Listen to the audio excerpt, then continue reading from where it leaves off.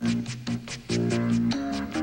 revolution's near, but to me it seems quite clear that it's all just a little bit of history repeating. That it's all just a little bit of history repeating.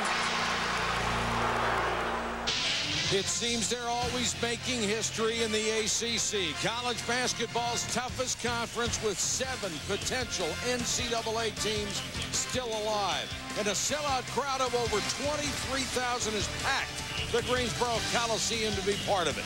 It's championship week, presented by 7-Up.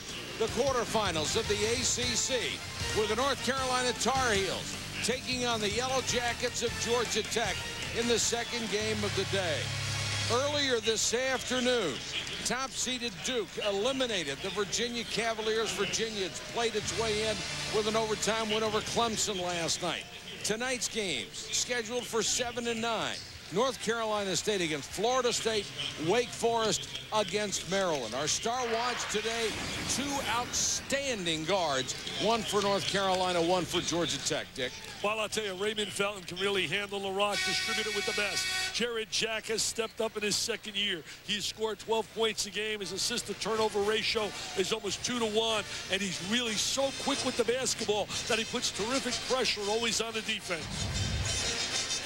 Raymond Felton, 3rd team ACC, even though he's 1st in the conference in assists, 5th in the nation against competition that is just devastating night in and night out. That's how many good players there are in the conference this year.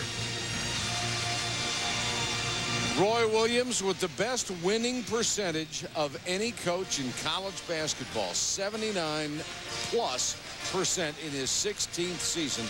And Paul Hewitt has turned around the Georgia Tech Yellow Jackets with 22 wins this year, the most victories the school has had since the 95-96 season under Bobby Cremins. I'll tell you, I was on radio with him this morning on the Steak and Bow show in Atlanta, and we were talking about the matchup. And I can tell you, as you look at the lineup right here for North Carolina, he's done an amazing job. Mike, when you think about losing, as we said on a radio show, he lost Chris Bosh and Ed Nelson. Absolutely. Nelson went over to Connecticut, Bosh to the NBA. And this is the lineup he has settled on late in the season. McHenry in there for his defense. He is a stopper. Schenscher has played so well in the second half of the year. Just gotten better and better. Second half of that game against Duke, he was the difference down the stretch. He really took advantage of the fact that Williams wasn't foul trouble. And Georgia Tech has made its living on defense all year long. It's going to be tough for them to guard Rashad McCants, though. He has been on fire. Everybody's had a tough time handling him. May with an air ball over Schenscher. The big guy has already altered his shot. As a look at Jack, as he likes to push the ball up the court. They like to play at a fast pace. C.J. Elder, nice fake. Couldn't make the shot drop, and Scott clears to Felton. This should be a game really with good tempo to it. Felton pull up 3. C.J. Elder so explosive on the wing. Jarrett Jack down the lane and goes down hard. And they're going to call Felton for a reach-in. Defense has been North Carolina's problem this year, as Roy Williams has seen his club get better in the second half of the season, but certainly not where he wants it to be defensively. I think when you look at North Carolina, such a dangerous team as you start to approach the NCAA tournament. When I say dangerous, think about their losses. Their losses have been heartbreak hotel. Mike, I really believe they're like 5 possessions away from having a phenomenal year. Triple overtime, Wake Forest. You and I did both games with Duke. That could have went either way. You got the factor when you throw in a game with Georgia Tech when Elder hits 5 threes in a row to beat them. Then they get beaten that game. You and I were shocked they had a 24-point lead with Florida State. That was staggering. They have lost 6 games by 6 points or less and stand 18-9 coming into the tournament. McHenry naturally draws McCants as his defensive assignment. Well, Duhon did a great job to shut him down in the second half in that game at Duke. May can't get by Schenscher. And got to take it off. Runs the court, and he is fouled by May. Schenscher, the 7-1 center, as soon as that ball was turned over, sprinted to the other end of the court to make a play. He sprinted to the other end, but Paul Hewitt would have had himself a layup, and he knows it right there. He went away from the basket rather than toward the basket. The basket was wide open for a layup and a jam. 7'1", 250. His last 4 games, he's averaged over 11 points a game. His season's average is 8.7. And he has moved into the top 10 in rebounding in the ACC. You know, we talk about so often in basketball or in any sport about having chemistry. And that's what they have now in that Georgia Tech team. They really love playing with one another, and they got really understanding of each guy's role. McCants nearly dribbles it off his foot, and our producer, Kim Felton, says that Schenscher, because of his Australian accent, is a heartthrob on the Georgia Tech campus. Wow. That makes life better, doesn't it? Wow. Williams turned into a double team, and Schenscher helps swat it out of bounds with McHenry. So you say he's big man on campus, huh? That's what they tell me. Big man on campus. There he is right now, Schenscher. He'll be big man right there. I'll tell you, big man right there playing defense in the eyes of the coach if you play defense hey, like when that. you're 7'1", you're a big man wherever you go. McCants will inbound. 3-0 Georgia Tech after a minute and a half. He's the orchestra leader. Felton's the guy that's going to make things happen like right there. Like right there. Great vision. A lot of South Carolina. They hung his jersey. Schenscher down court in a hurry again. He kicks it out to Lewis. Schenscher, offensive rebound. Has it blocked by Jawad Williams. Just got to get a little bit quicker with the ball. May on the run, and that's a blocking foul and the basket. You talk about big guys running the court. May filling the lane. The big wide body gets out in transition. Takes it right to the goal scorer. Look at Felton with the great look inside. The drop step, the finish, the flush. Now look at the big guy on the break. Jawad Williams gives it to him. And there he is. Good body control. Lays it on the glass. His daddy was so special. His daddy must be crying now over the Hoosiers. Not going to be in the big dance. They may not be the NIT. In fact, they're not in the NIT. Dad played for the last undefeated team in college basketball as Lewis travels. What a great team that was with Quinn Buckner and certainly Wilkerson and May and Benson and Laskowski and Abernathy. The Generals Club that went undefeated in '76. A good memory. Oh, really? I used to love that team. 5-3 North Carolina. They've scored the last 5. May backing in on Schenscher. He laid some big screens, May. Felton, great move. Oh, that can't be for real. Are you serious? Mr. Felton, are you serious? A baseline jump hook from your point guard at 7-3 heels. Play horse with that one against you. Jack trying to get inside, tipped out of bounds by Carolina. Take a look at this shot. I mean, are you kidding me? That's prayer time. How would you have to match that in a game of horse? Well, he sees Schenscher and McHenry, throws up a prayer, and it's answered. That's called adjusting to the situation. Schenscher gives it back to Jarrett Jack. Baseline pull up and got it. Jarrett Jack would have passed on that shot last year. He really didn't want to put it up outside of 5 feet. I tell you, he has really improved, just like Sheldon Williams from Duke. Felton, this time it's an air ball, and Schenscher with another rebound. Well, he had an open look that time, so it was too easy. Lewis open, really good three-point shooter. Yeah, they got guys that can shoot from the wings. When you talk about Elder and Lewis.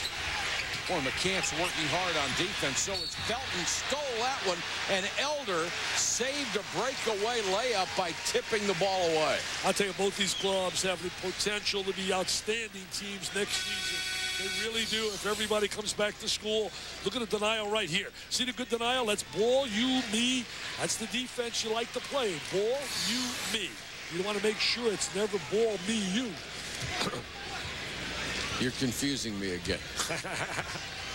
Georgia Tech, 2 early turnovers, 1 for Carolina. Trying to keep the ball out of McCants' hands. He's such a dangerous three-point shooter. Look at Schenscher come out with a double team. McHenry, such a terrific defender, got his body in front. Noel just into the ballgame with a follow, and he is fouled. That'll be on McHenry, his first. If McCants gets partway by you, as he did on that last drive, and you can recover to get back in front of him, that's terrific quickness on McHenry's part. Well, they got him on the offensive glass to create that opportunity. The ball you man theory is a theory utilized, was started by Al LaBalbo. The father of defense was an assistant coach for the General Robert Montgomery Knight at West Point, which is very simple. It's ball, you, man. very simple theory utilized by schools across the nation. And you're supposed to see the ball and your man at the same time. Exactly. You're supposed to split. You're right, Coach Patrick. Yeah. Noel misses a pair. We'll get you away from that pigskin. I'd just like to do both things. Man-to-man defense, trying to pressure the ball, trying to make a commitment, as you said earlier, Mike, so accurately. That's been their dilemma.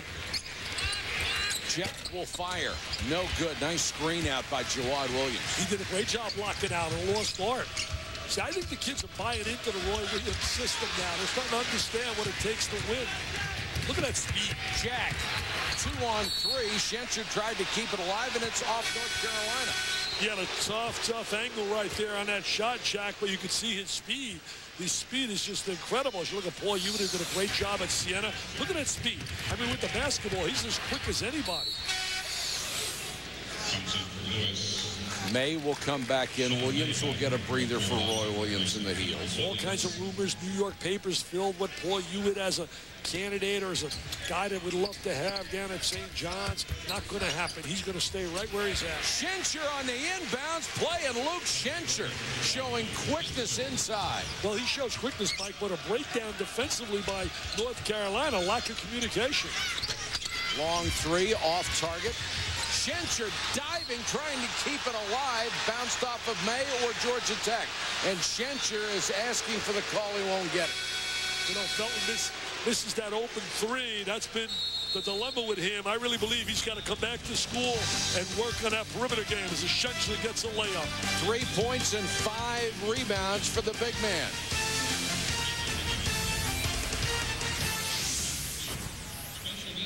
Who will be cut next? Welcome back. Couple of good games going on. Iowa State, Oklahoma State, 7-point balls. Oklahoma State pushes it up. Look at Ivan McFarland underneath. Lays it up, lays it in. Lead stays 7 with 3:30 left to play. Meantime, a little distance between Kentucky and Georgia. Now 64-55. Iowa and Michigan underway. All right, thanks a lot, Carl. Back here, we're tied at 7. Georgia Tech and North Carolina. Luke Schenscher with 3 points out of the gate pretty quickly. You know, at one point of the season early on, he was the most criticized player on the Georgia Tech roster. So much so that one day Paul Hewitt had to phone a sports talk radio station and tell the host to back off.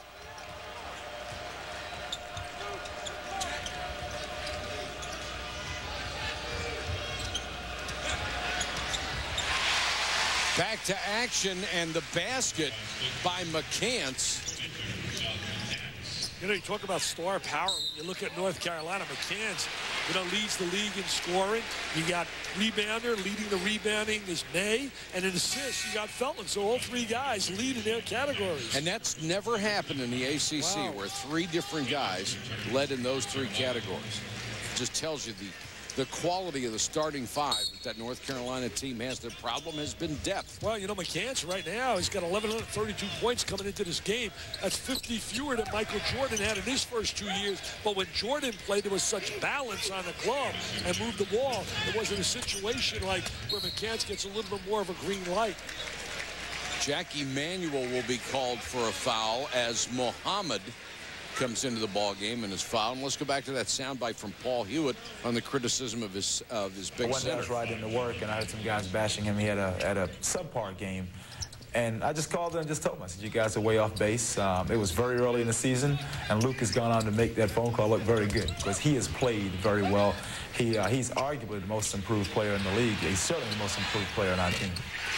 Paul Hewitt is absolutely correct. And Ismail Muhammad, who just doesn't shoot the ball outside. He can't hit much of anything from out there. He's a slasher, hits a jump shot that gets Georgia Tech back even with Carolina, and May showing his range. May wide open from up on top. Schenscher sitting in the 3-second area. But it was a great pass by Schenscher that created the opportunity for Muhammad. Going down to the post and bringing it back out to him. He's an explosive athlete. Muhammad bumped by Manuel. That's going to be a travel call. Georgia Tech got some outstanding recruits coming in. Paul Hewitt did a great job, and he was an assistant at Villanova as well in the recruiting wars. Scott beats the press. Clarence Moore, number 42, is in for Georgia Tech. Paul Hewitt can go quite deep in that roster. Yeah, he's got a very deep bench. He's not afraid to play a lot of guys. North Carolina very restricted. Basically a team limited in depth. And right now, Felton is not in there, so they really don't have a point guard. McCants will try a long jumper. Scott is trying to play it, but that's not his strong suit. Well, remember, Felton went down with that injury against Duke. Certainly hurt them in that game. Nice ball movement. You got to catch that ball. He can score. I'll tell you one thing. Bynum's got great scoring ability. Yes, he does, and he is tough, too. He's not afraid to go in there. Muhammad maneuvers his way until he finds an opening. And that's when we talk about athletic ability. Most people could never have gotten that shot off in here. May trying to get Schenscher out further away from the basket, has hit 2 straight jumpers. I love what he said. Steve Kirshner was telling me to find SID. Somebody asked him about the NBA. He said, NBA? Nobody on our team should think about the NBA. We're not ready for the NBA. We got to all come back to college. I'm coming back. Oh, as he learned his lesson really well from his dad. As you watch Muhammad on the inside, the little ducking move. He's going to split 2. Then he's going to say, no, I'm going to go on the other side. And he got away from the All-ACC defensive performer, Jack Emanuel, who just picked up his 2nd foul on the next possession. Schenscher will get a breather, and Theodis Tarver, number 44, is in for Georgia Tech. Well, Tarver had an injury earlier in the year, but he gives him an extra rebounder on the floor. Jack Emanuel played such great defense when we saw him against J.J. Redick. Oh, he can just suffocate people. Bynum is a driver, tough kid out of Chicago, played with Tourney Allen in high school, played together, he's now starting for Oklahoma State. Elder can't hit the jumper. Williams does a great job utilizing the block out. Most kids do not block out. They just turn and go to the ball. Williams finds his man and blocks out Jawad Williams. Check it, that was Muhammad and not Elder, wasn't it? Yeah, it was Muhammad. McCants from way outside. He can do that, my friends. He can flat out shoot the J. Last 14 games, Rashad McCants averaging 22.5 points a game. Elder fires up an air ball. And he did a good job defensively right there, challenging Elder, and that's been his one liability, playing on the defensive end, McCants. Felton is back in there. They can ill afford to leave him out for very long. Likes to drive. Bynum loves to drive with the basketball. Knocked away, nearly stolen by McCants, who's putting out quite an effort defensively right now. These both clubs really played tough against each other this year. Look at McCants. Just stares at him, gets a triple threat position, and tickles the twine. And look how far that is behind the three-point line. That's a big-time 3 right there. That's a 3 in any league, my friends. 18-11. Tar Heels, or 16-11. Tar Heels with the early lead in this game. 12-14 to go. Here's a double team. Going to double up with May. You got to find the open man, bring the ball to the weak side. Muhammad, so good as a driver. Talked about Roy Williams making a transition from Kansas, where he averaged 28 wins a year. Look at the ACC here. Leaders in scoring. And that last foul, Dick, was huge because it was 3 on Jack Emanuel. With 12-11 to go in the first half, their best defensive player has to go to the bench. And they're not a deep basketball team to start with, so now you put a guy like that in jeopardy, and it takes away a lot of minutes. Bynum couldn't find anyone to pass it to, so he fired and missed. That shot right there. Felton tried to get the miracle pass through, and it's out of bounds to Georgia Tech. They retired his jersey down there in South Carolina in high school. Was such a sensation. Sloppy start for North Carolina and Georgia Tech. The Heels up by 5. A championship week update coming. Championship week's coverage continues. Georgia, Kentucky, 62-55. This will probably end most of the highlight packages. Kalena Azubuike goes baseline as Georgia fell asleep. Final score, Kentucky 69, Georgia 60. Oklahoma State now up by 7 on Iowa State. Free throws appeared to be hurting them, but not lately. Michigan by 2 over Iowa. We'll see you at the halftime of this game to get you the highlights of all of them. I think that Michigan-Iowa game, Mike, the winner of that's going to have to beat an Illinois to remain in a hunt for an NCAA berth. Kentucky finally beats Georgia, lost to them twice during the year. Here comes the double team. Rayshawn Terry picks up the loose ball, has it blocked at the other end. Here comes Georgia Tech back the other way. Muhammad he develops some range on a shot, the kid's going to be a star. Yeah, he's really got that unbelievable area that you can't teach. He's such an athlete, such a jumper, such a runner. Foul away from the ball. Will go against Georgia Tech for a turnover. Today, championship week presented by 7-Up continues with games at 4:30 on ESPN. UAB against DePaul, a semifinal of the Kelly Tires Conference USA Tournament on ESPN2 at 4:30. Stephen F. Austin, Texas San Antonio against in the Southland Conference Championship. And I'll tell you what, tell me that's not a big moment for those kids in the Southland Conference to get a chance to play the big dance. Jawad Williams with a runner in the lane, and it's 18-11 Carolina. Williams really playing well defensively, rebounding, good offensive move to get the score. Tell you, North Carolina played a lot better defensively. We've seen that improvement, I think, down the stretch of the year. Yes, we have. Starting to commit on that side of the floor. And Georgia Tech is buying into it. They're only 4-12 so far with 5 turnovers. Schenscher got a rebound, and there's a foul inside. Is it on Schenscher? No, it's on Muhammad.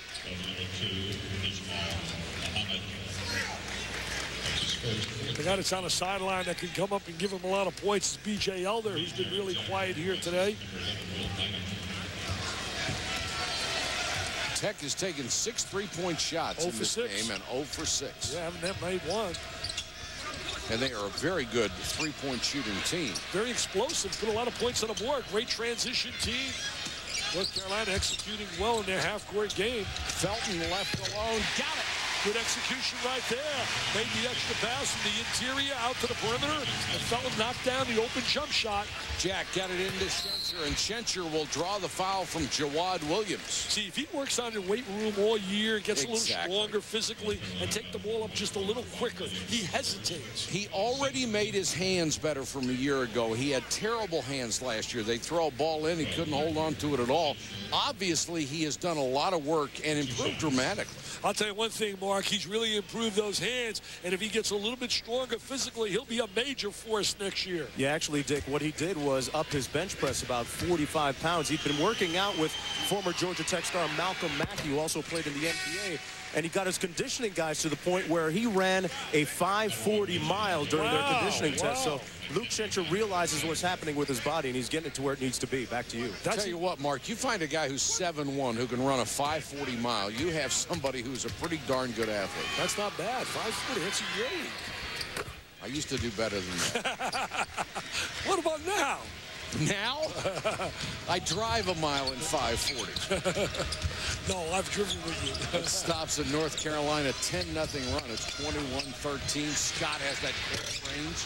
McCants wide open. Nice Rebound. Basket in the foul. What a great fake. Nobody bought McCants out. And then he utilized the ball fake really well, and the head fake, and got himself free for a layup. For you young kids out there, take a look right here at McCants. Look at the little fake, the ball fake. Oh, I left something on the ground.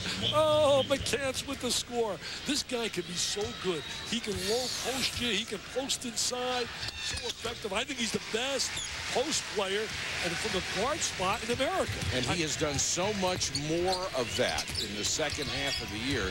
Nice step out by Felton. Nearly a steal by Scott. And then Lewis tries to get fancy and has to knock out of bounds. 8 quick points by McCants. Having a big, big second year. You know, he really played poorly against Kentucky. Didn't really do the things the coach wanted. Took him out of the game. Sent him a message loud and clear. But he learned. He responded in a positive way. Boy, Williams has brought a buzz back to North Carolina. He's going to have, there's no question, this team next year is going to be dynamite with the recruits coming in.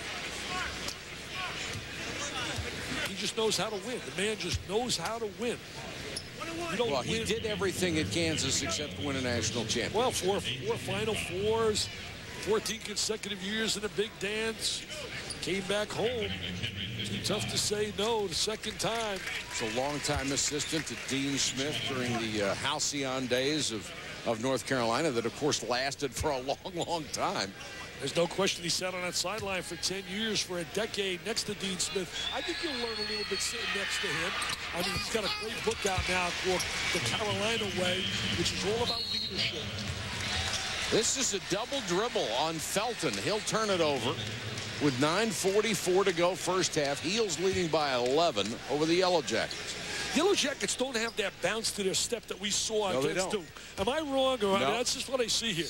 I don't see that bounce to that step. There's look at Phil Ford, the legendary point guard, who's an analyst on the North Carolina radio network. Doesn't like to see point guard turn the ball over. Well, he bleeds Carolina blue as Jarrett Jack will make him bleed a little bit more right there on that little drive in the lane. I say he's the best point guard I've ever seen on a college level. I couldn't agree more. When they went to the four corners and Phil Ford was out there in no man's land, game was over. McCants missed the hanger. Georgia Tech is explosive. They can get right back in this. Got to get some looks from Marvin Lewis to shoot that three. He and Elder are very capable. There's Elder. Missed again. He had a big game against North Carolina when they beat North Carolina. He's 0 for 3 right now. He had 5 consecutive threes in a row for Paul Hewitt. Oklahoma State rolling on. Eddie Sutton taking 4 schools to the big dance. Over 700 wins. What a job he's done at Oklahoma State. McCann. Great move to get by McHenry. I'll tell you, if you could drive like that, you can play the post like he can, and combined with his range as a shooter, he could be unstoppable as a scorer. 10 points by Rashad McCants, who averages nearly 20 a game. McHenry was open, goes baseline block by May. Schenscher kept it alive. And almost lost Jack. Nice save. May's the only guy in the ACC to have 20 rebounds in a game, and he did it twice. McKenna, baseline jumper, got the roll. Dick, I was looking at stats last night. One of the most remarkable things I ever saw. You mentioned his 21 rebounds.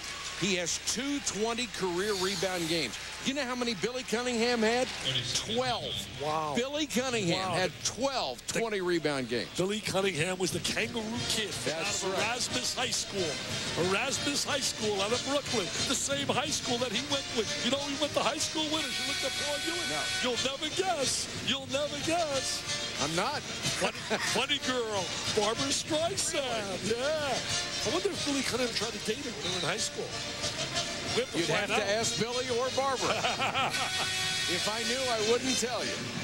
26-17. The Heels, who are ranked 19th, against the Yellow Jackets, who are ranked 18th.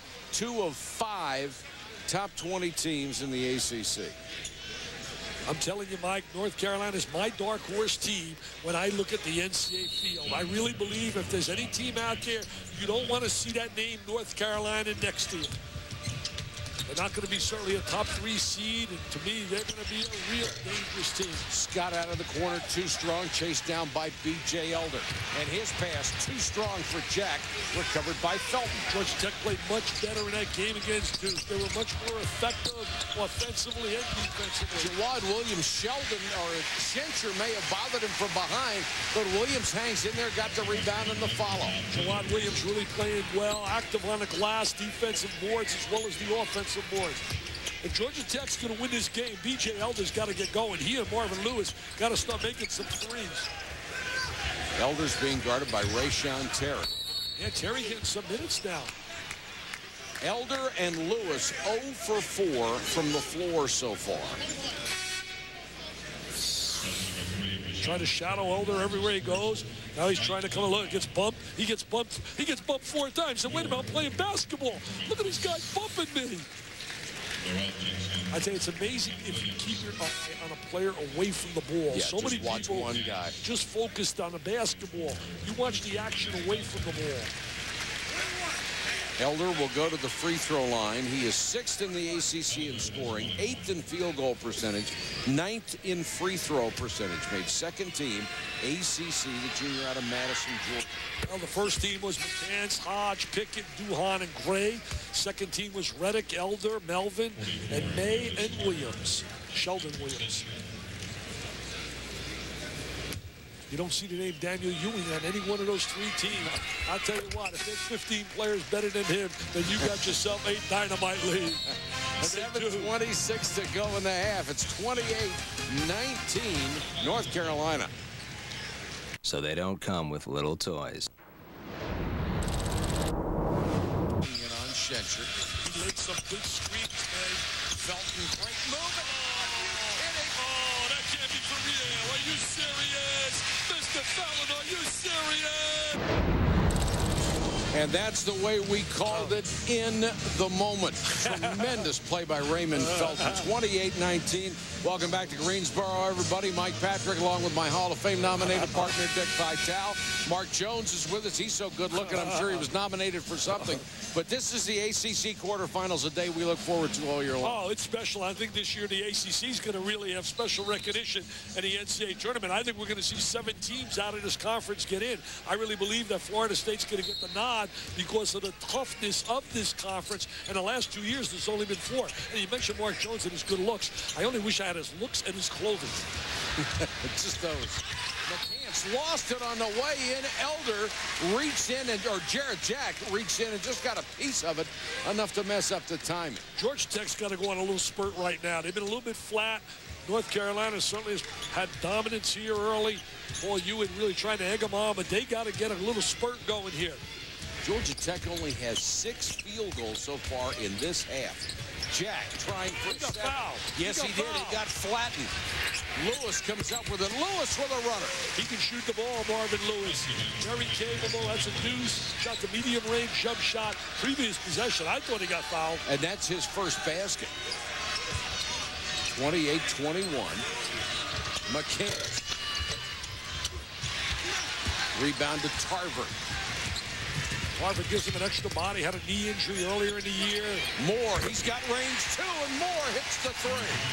He wanted it, baby. He said, get me the ball a little bit more. My name is Moore. I want it more. They can get points in bunches. That was their first 3-pointer in 9 tries in this game. That could give him a spark right there to play by Moore. He's very active. Got a lot of energy, a lot of enthusiasm. May working on Tarver. Nice pass. Wide open. Terry with a miss. Noel tried to keep it alive and couldn't. Moore did a great job of screening him off so he couldn't get to it. And Noel saying something to Tarver. I tell you, Moore really playing well, giving him a lot of energy as Mark Jones is with the McCants family.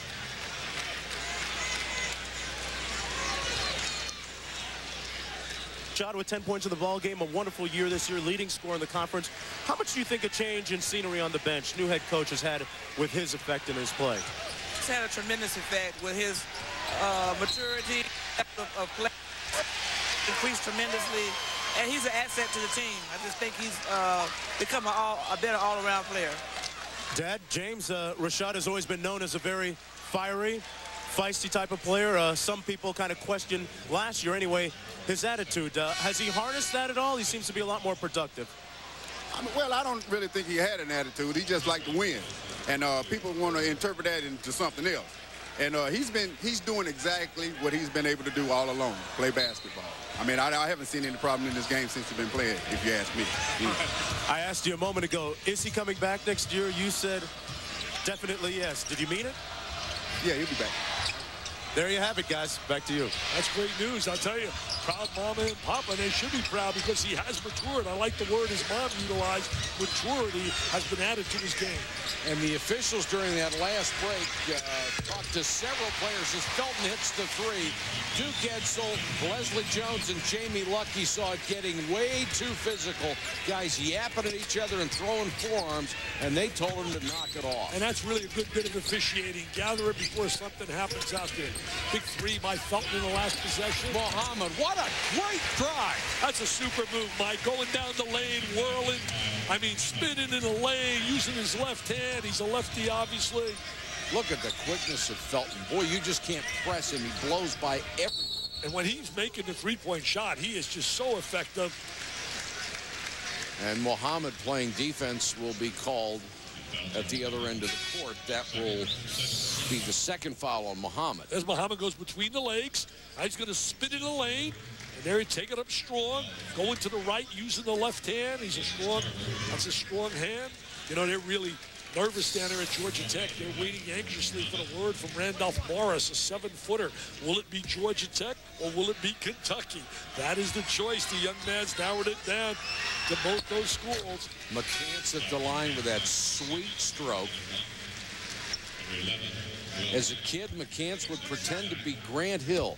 Little would he know that he would end up 8 miles away from Grant Hill's campus at the bitterest rival that Grant Hill ever had at North Carolina. I'll tell you, that's not a bad guy to emulate, Mr. Grant Hill. That's also Luol Deng's favorite player. What a classy guy.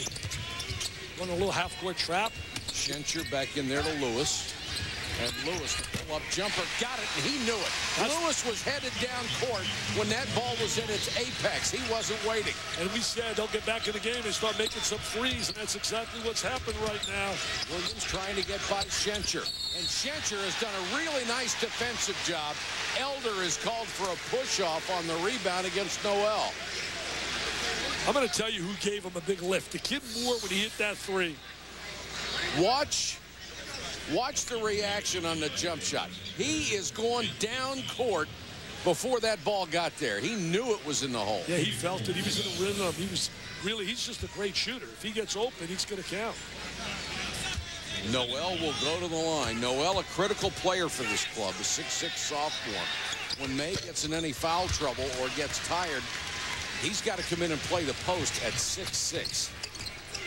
Kid they utilize in a lot of positions. He's very valuable. It's a nice right feed from Lewis to Schenscher. Great look inside. Schenscher wide open. A breakdown defensively by North Carolina. No communication. 7.7 rebounds for Schenscher. Pass ahead to Lewis, and he's fouled by Felton. You know, all of a sudden you see that spark, and it all happened with the energy that was generated by, I thought, when Moore came on the floor. I really believe he gave him that energy. Look at Lewis right here, a little two-man game. He said, watch me dish the rock, baby. He made like a great passer to get the ball inside. He made like Jarrett Jack. Look at Schenscher. I wish I had his looks, man, and that hairdo. Wow. I just wish I had hair. Felton called for the foul. Lewis will go to the line. And Georgia Tech, with that explosion, has cut the lead back to 1. And Roy Williams really upset about that last call. You know, you said it so well, Mike. They're such an explosive team. As Roy certainly not happy in that last possession. What a job he did at Kansas. He had an incredible year after year. 27, 28, 29, 30. The only thing missing in the resume was the national championship. Lewis hits them both. We're tied at 33. 16-5 run for Tech. Felton a mile outside. Misses the shot. A foul will be called against North Carolina. A blocking foul called on Jawad Williams. Yeah, that was a poor shot right there by Felton right there. Shot the ball too quickly. The Moore jump shot I thought was big. I thought the key play in the game thus far for Georgia Tech. Right here. There it is. The guy with the headband. Tickling the twine. Look at the energy. And then he provided a lot of enthusiasm to the club, and they got a bounce back that we saw against Duke. Now, you wish you had his hair. That's a lot of hair. If B.J. Elder gets going, then it'll be a nightmare for North Carolina. Schenscher, nice dish. May will be called for the foul. Schenscher is doing it all. He's blocking shots or altering shots, scoring, getting rebounds, and dishing out assists. Doing a great job executing now in their half-court game. There's the pass inside. There's the cut without the ball. He makes like a little quarterback with that handoff. Right. Looks like a quarterback. Man, could you see him in the tee? Line it up behind the center? Wow. I think some defensive ends would be thirsting, man, like you can't believe. Hey, you're a football expert. Why did my Bucks let John Lynch go? John Lynch? That was so disappointing to me. John Lynch has been a great player for a long time, and I think when safeties get into their 30s and the first sign of injuries, Dick, I think people want to cut them loose. Wow. That may be what happened. I hope John Lynch lands with somebody. I think he has plenty of football left in him. He's a great guy. Oh, I used to love watching him play with the Bucks. May with a loose ball rebound. Tech by 1. 3:39 to go first half. The crowd has been re-energized. They got to get some touches for May. May was so effective early in the game. We talked about that burst. Tech has scored 19 points in only 4 minutes and 40 seconds. Yeah, they're explosive. They're one of the teams in America that just quickly can light it up. They isolate McCants. McCants bothered by McHenry, that great defensive presence. This guy here is strong with the basketball. Find him when he's attacking the goal. Elder, nice pass to Schenscher. May came out on the double team, and Elder knew that Schenscher would be open if he wheeled to the basket, and he did. Felton with a runner. Felton in the 3-second area. This is the kind of game we thought we were going to see. Schenscher moving well without the ball. Hey, I wonder if that radio station was blowing steak to the guys. If there was, leave the kid alone. Elder out of the corner, and B.J. Elder, who has been so quiet in this ballgame, hits his first three for 5 points, and Georgia Tech is up by 4. Boy told him to slow down right now, gave a set play, but they like to execute as he talked to Felton. Both coaches love to run most of the time. They are up-tempo style guys. And they got those kind of players that can play that style. Like kids that really love to run, baby, run. Justin Bolander, a freshman, getting some rare minutes for North Carolina. He's number 22. May, tough shot, won't go. Schenscher with another rebound, and the big guy has 8 in the first half. Get it into Schenscher right Elder. And give credit to Schenscher for that. He screened off the middle of that lane. Nobody was going to touch B.J. Elder. Yeah, he did a great job using his body. He set the screen that created the opportunity in the lane for B.J. Elder. You watch him on the inside. Now watch Schenscher right here. Freeze it. Right there. He screens. He sets that screen in the lane, and he's able to get to the basket. B.J. Elder with the score. 24-7 run for Georgia Tech. There's B.J. Elder with the 3. I thought the Schenscher did a great job screening. Boy, Hewitt's got himself a club that enjoys playing with one another. Plays the game at a fast pace. The Ramblin' Wreck crowd loves it. Dick, when I talked to Paul Hewitt yesterday, I asked him what he thought the state of his team was right now. He said, we are playing our best basketball. The defense is back. They had a little slump there defensively because of some missed shots on the other end. They were overreacting to it. But the defense is back, and that's what keys his ball club. Well, you know, the last 2 games had 2 good wins. That went on a roll to beat Duke to end that 41-game win streak of Duke, and then they had to win over a good Florida State team. 143 and counting in this first half. Well, Carolina, when they got to go into their bench, that's when problems occur. Felton. Bolander. Oh, swung away by Moore. There's my guy, Moore. I'm telling you, he provides a lot of energy, even in the warm-up. Shot clock still running. It's down to 6. Felton fighting for his own rebound, and Felton will pick up his 3rd foul. And that is major, because now they got to go with Scott at the point guard slot. And that's not, as you said, Mike, his comfortable zone. I'm telling you, I like kids like Moore who come in and play with passion, play with feeling.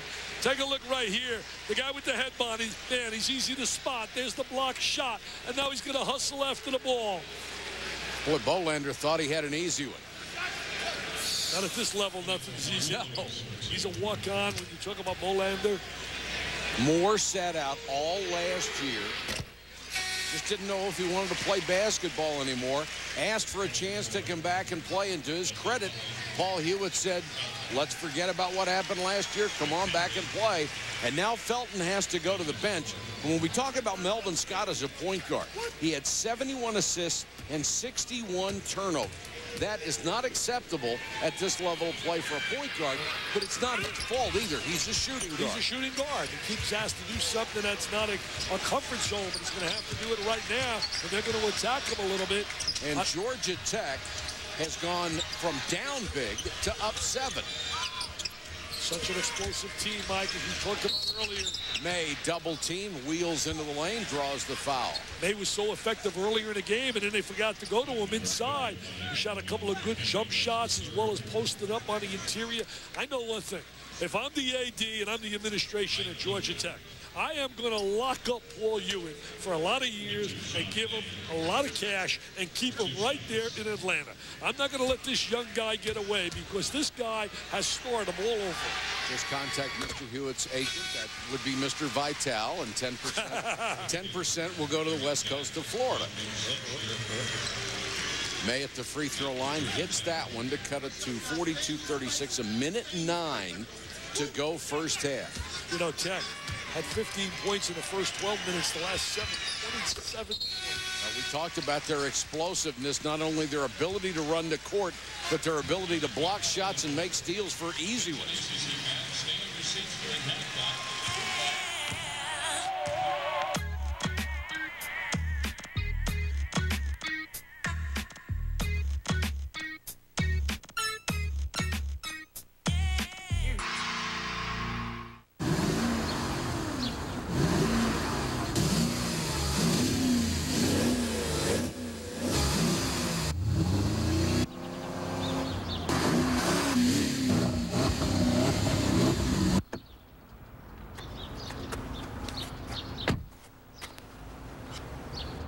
Is that cool or what? I know. It's incredible. The 450 horsepower Porsche Cayenne Turbo. There is no substitute. Hey, Carmelo, your thoughts on the Shack? Well, I'm kind of new, but the Shack is the best. I bet you still have questions. Yeah, but the Shack always has the answers. What are you guys talking about? What are you talking about? Radio Shack's experts will help you with the latest in cool small electronics. So for simple answers to your electronics questions, come to your neighborhood Radio Shack. Bottom line, the Shack will take care of you. Wonder if they can help with my free throw shooting. Radio Shack. There are people with a calling. Most serve 1 weekend a month and 2 weeks a year. Earning money for college. Protecting their community. In the Army National Guard, you can. Okay, one more time. Where do we stand? Less travel, more video conferences. Limit the cell phone minutes. That's not good enough. We're not leaving this room unless we can cut something else. Can they really keep us here? What about all this stuff? What stuff? All this stuff. What does it cost to create all this? Time, effort, people. How much? It could be millions. Millions.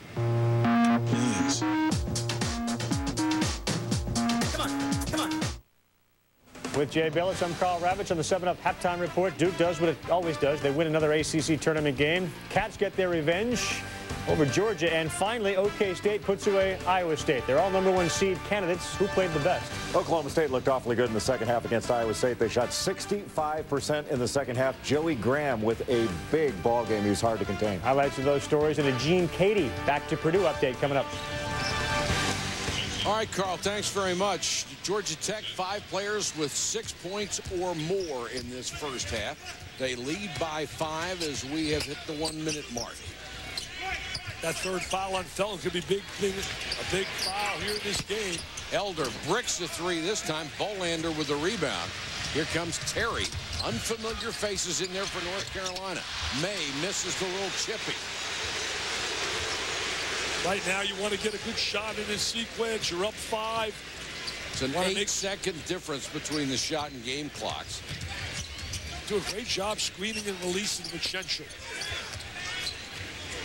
And he's got more quickness than it looks. Yeah, he really does. He knows how to drop step well. You can see he's very coachable. More nice move to get into the lane. Tried to get it to Schenscher. Nice play by Bolander to knock it away to McCants. Well, Brewer was too unselfish right there. Should have shot that ball. 11 seconds to go in the half. McCants is going to try to take Elder one-on-one. Great defense by Elder, and the foul with 4.3 seconds to go. Paul Hewitt just drops his head into his hands. He couldn't believe that call. I'll tell you one thing, McCants did a good job with the head fake to be able to get into a foul situation. Foul number 2 on Elder coming up on our 7-Up halftime report with Carl Ravitch and Jay Billis, the Kentucky Revenge. Cowboy up, you bet. And Okafor update. What's going to happen with all those muscle spasms? McCants hits the free throw. Rashad McCants with a big first half. 13 points. He's hit all 4 from the line. He's been that effective all year. Talked to Dr. Doherty, Brad Doherty, our guy who had back problems last year, or I mean throughout his career, and he told me, I'll tell you, the pain that Okafor's going through is very, very severe because he went through the same. McCants can cut the lead to 3 and does. Perfect from the line. Well, we wouldn't expect much else from the first half between these teams. They have split, and it's because of that Georgia Tech burst. First 12 minutes, only 15 points. The last 8, 27 points. They've only missed 2 shots. And nearly had a couple of more at the buzzer. Our time score, 42-39. Let's check in with Mark Jones. Mark. Yeah, guys, I'm with Coach Paul Hewitt. Coach, slow start. How were you guys able to get your offense cranked up in the second part of the first half? I thought our defense picked up. They were scoring way too easy in the first, 6-8 minutes there. Our defensive intensity picked up and got us some easy baskets. Are you guys making a concerted effort to get Luke Schenscher involved offensively? He seems to be ubiquitous, both ends. He's really focused today. He's playing very well. He's been strong on the boards, and when we throw the ball into him, he's been catching it strong and making good decisions. Defensively, what do you guys have to do to slow down Carolina's transition? Well, that's just it. We got to slow him down. Felton especially gets out going in transition. It makes it tough for us to stop him. Then when we got to start helping, that creates easy baskets for him. All right, thanks a lot, Coach. Good luck in the second half. Guys, back to you. All right, thanks, Mark. Georgia Tech rallies from 11 down to take the halftime lead. Now the 7-Up halftime report. Carl Ravitch and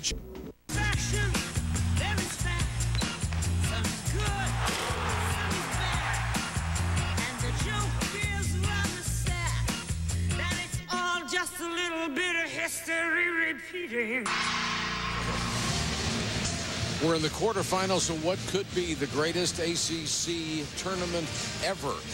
Georgia Tech with a first half lead, 42-39 over North Carolina. Dick, let's take a look at the game track. Right now, you talk about the Heels. They got a real hot start. Shot 50%. They were 12 for 24. And then it was the role players. I mean, everybody got involved. Schenscher did all the little things, set screens, scored inside. And I thought the big shot, the key moment was Clarence Moore knocking down a big 3. I thought he gave them the energy and the spark they needed to give them that impetus where they really went on a roll there in the second part of that first half. I want to give a little tip of the cap to Schenscher because he had 9 points, 10 rebounds, 1 block shot, must have altered 4 or 5 others in the first half. That's quite a half. Yeah, he really did a great job in the first half, especially after the early start by May. He did a great job defending them in the second part.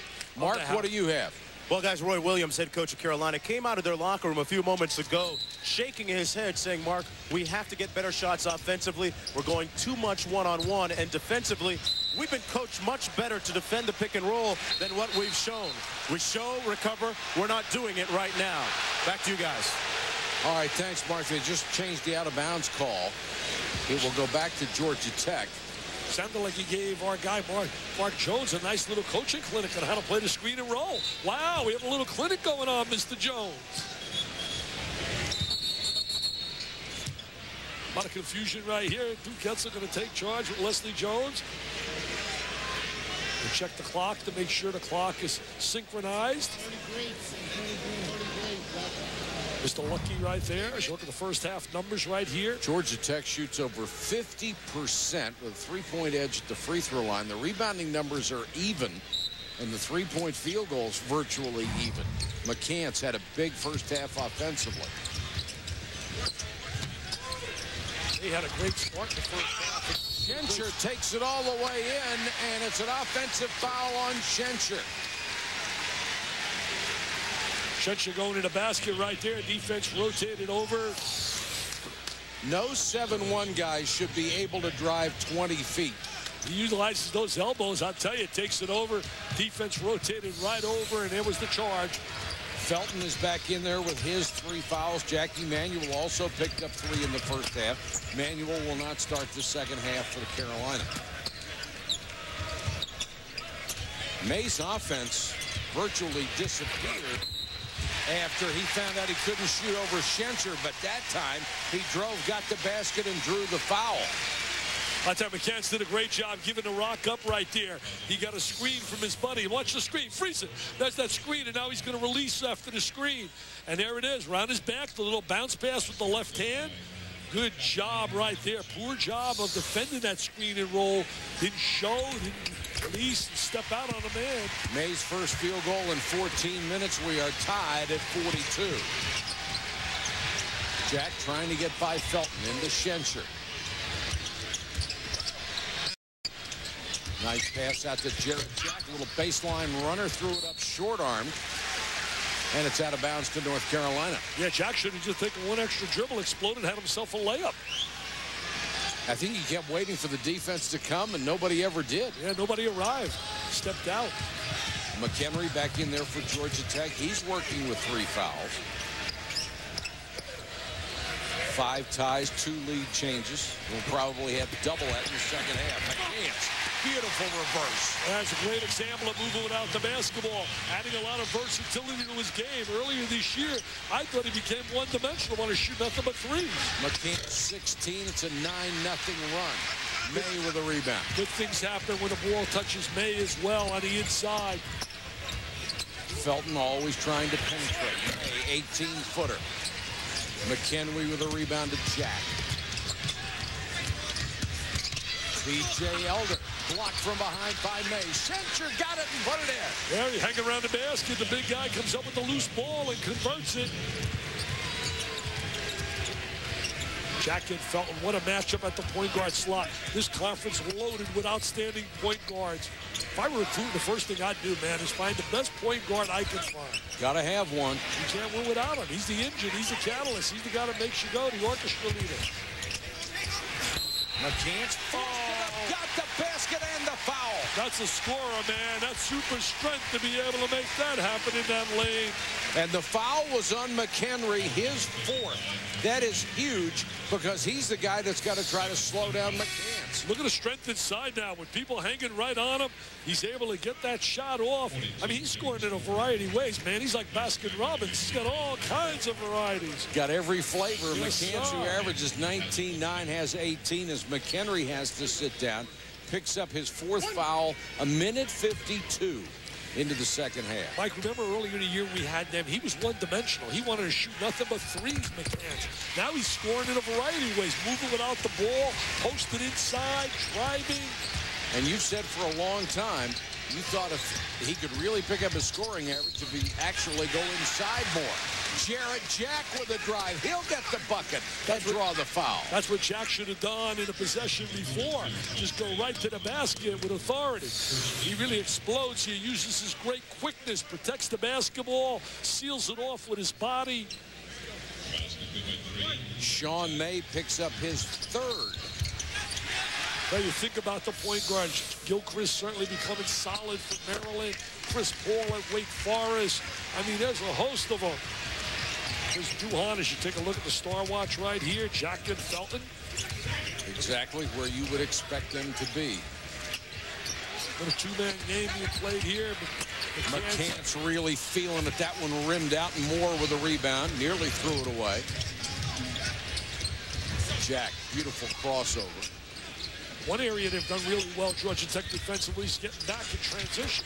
Jack with a runner down the lane, faked the pass to Schenscher and got it himself. Tech's back on top. Hey, Jack, he can do it in many ways, man. I'll tell you one thing, Jack is a guy very versatile as well. This could be an exceptional second half between these teams. And the winner gets a shot in the semis against the Duke Blue Devils. McCants backs off, takes the shot. Jack with a rebound. Little one-on-one right there. Didn't get anything within the realm of the offense. Get some touches inside. Schenscher's got to get a touch inside. Comes out, lays the screen, and now he'll release. Once he lays the screen, he'll release from it. Elder wheels into the lane, missed the shot, but draws the foul. Let's go to Mark Jones. Yeah, guys, we were talking about the emergence of Jarrett Jack in the last few moments of this game. Jarrett Jack says, only imagine what this team would be if we still had Chris Bosh. And the two of them have a very tight bond. In fact, the two of them talk about twice a day, I'm told. And Jack says that it's gotten to the point now where his mother is getting on him about his monthly $400 phone bill. Hey, now, wait a minute. Guys, I know a guy in the NBA can afford that, but Jarrett Jack's a sophomore. Well, wait a minute. If he's his buddy, Mark, his buddy's supposed to say, hey, Jarrett, I'll take care of that. Oh, he can't. He can't. That's a violation. That's a violation. I spoke to Mom before the game. She said, that boy's going to have to stop getting on that phone as much. Back to you. Well, you got to go by Mom's rules no matter what. Mom always rules, no doubt about it. Oh, do I miss my mother, Michael? Dick, I tell you, it's tough for everybody that goes through it. Tech now on a 7-0 run. This has been a game of streaks. North Carolina, one of the premier running teams in America, really hasn't been able to get their transition game going because of a great job that they've done Georgia Tech getting back. Jack Emanuel back in there for North Carolina. May kicks it back outside to Scott. 12 on the shot clock, and he fires too strong. Schenscher. Whoa, what a game he's having. 11 points, 11 boards for the Aussie. He's learning how to utilize that great size he possesses. Wide open. Nice kick out to Elder. Jarrett Jack set it up, penetrated down the lane, sucked the defense to him, and kicked it out. You can see that coming all the way. Felton, an incredible crossover. May got the loose ball and scored. With Big May hanging around the basket, but what a great play by Jack when he got into the lane, knifed into the 3-second area. Elder was there, squared his body, and had the open 3. Two very athletic, very quick teams going at each other. Elder for 2 in a row, can't hit it. Schenscher saved it somehow and tipped out of bounds by Manuel. North Carolina rotating out of the man into the zone defensively. Luke Schenscher having the game of his life for Georgia Tech as they try to advance here in the ACC.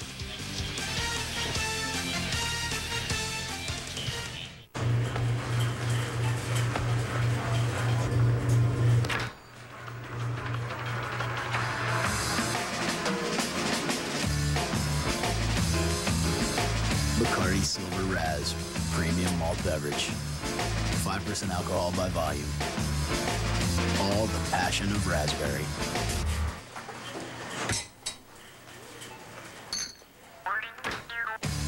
Your night just got more interesting.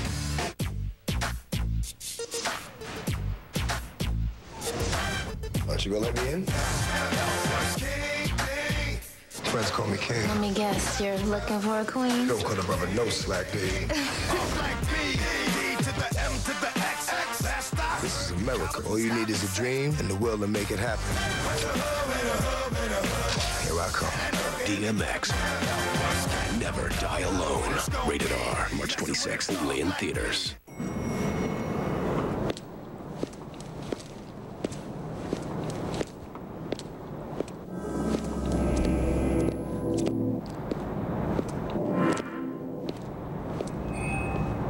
Any driver can recognize their own car. But how many cars can recognize their driver? Smart key technology from Lexus.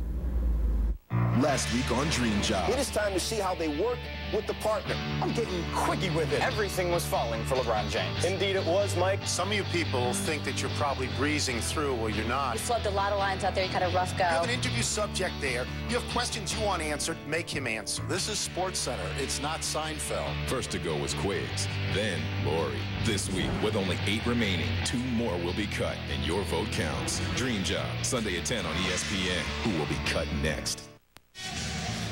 Georgia Tech with a 54-49 lead, 15:42 to go in the ballgame Sunday. An ABC NBA doubleheader starting at 12:30 Eastern. First the 76ers and the Pistons, then Tim Duncan and the Spurs against Chris Webber and the Sacramento Kings. Some of you will see the Knicks and the Bucks in regional action.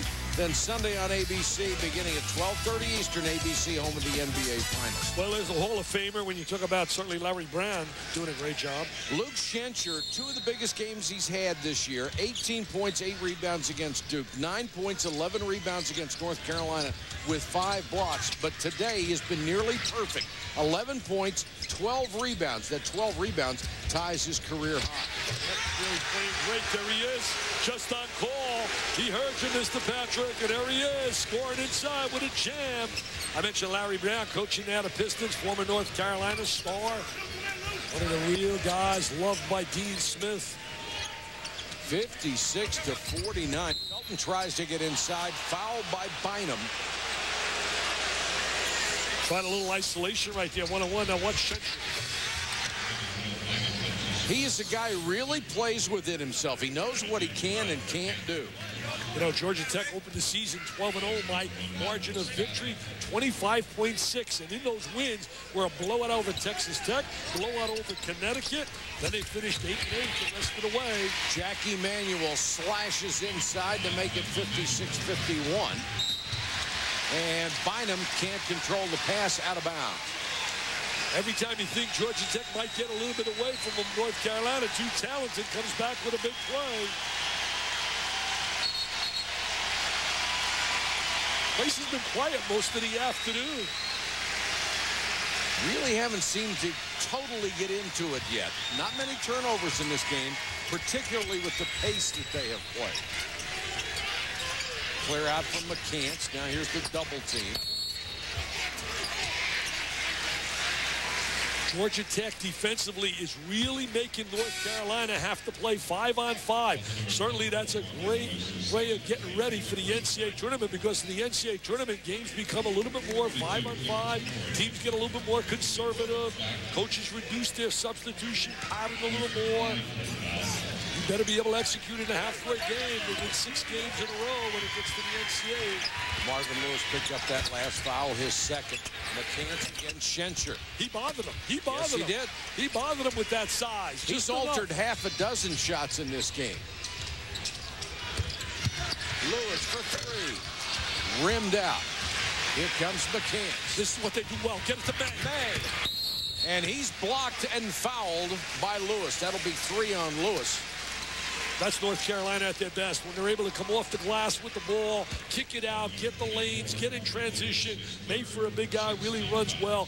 Roy Williams is a master at teaching the transition game. And he said that May is not in shape and won't be in shape until next year. He has to get by the stress fracture problems that he's had. It really prevents him from running an awful lot, and running is the way you get your endurance and your win. He just hasn't been able to do it. I'll tell you what, he's still one of the premier post players in America. He's so effective inside, good attitude.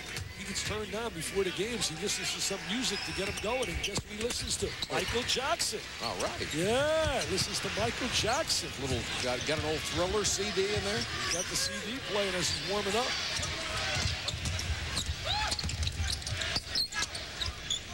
Moore open, got it to Schenscher.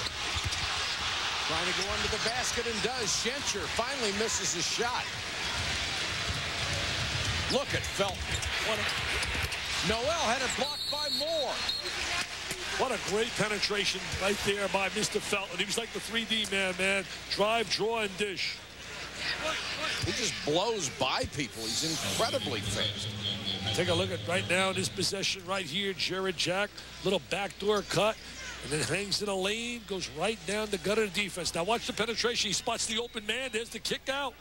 Wide open for the 3. That's point guard play, my friends. Scoring and also finding the open man. Noel had the pass slip right out of his hand to Mohammed. Elder for 3. McCants with a loose ball.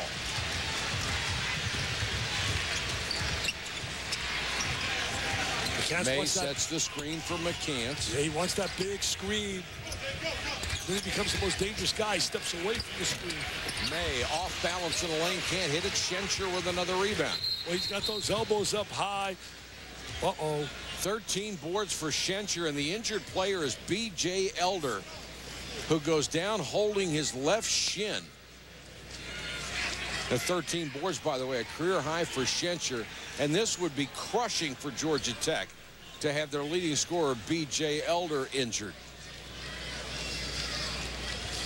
This time of the year, man, you can't afford to lose any key players.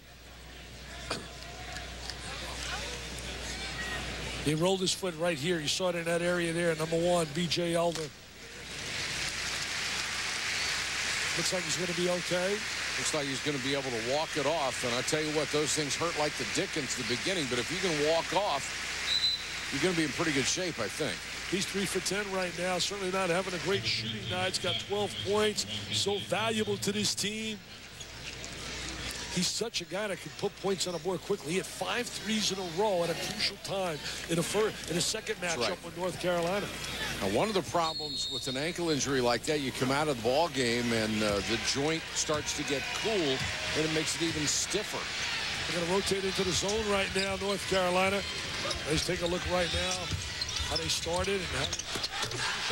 The lob to Muhammad, and Jarrett Jack with a pinpoint pass. Jarrett Jack really doing it all. And Mr. Muhammad with the high-rising ability of Skywalker. Up, and away. Jarrett Jack was third team ACC as a point guard. Manuel. Schenscher with his 14th rebound, and he's fouled. And if that's on Jack Emanuel, that's his fourth. Schenscher kept the ball alive as well. Here comes a little highlight film. Look at Jack with the great vision.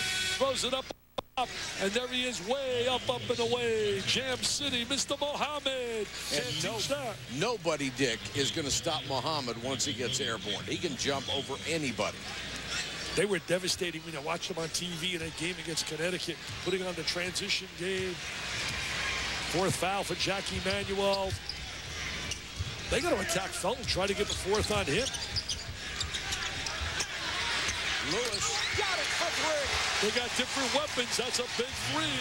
See, the zone is susceptible to being able to shoot that three.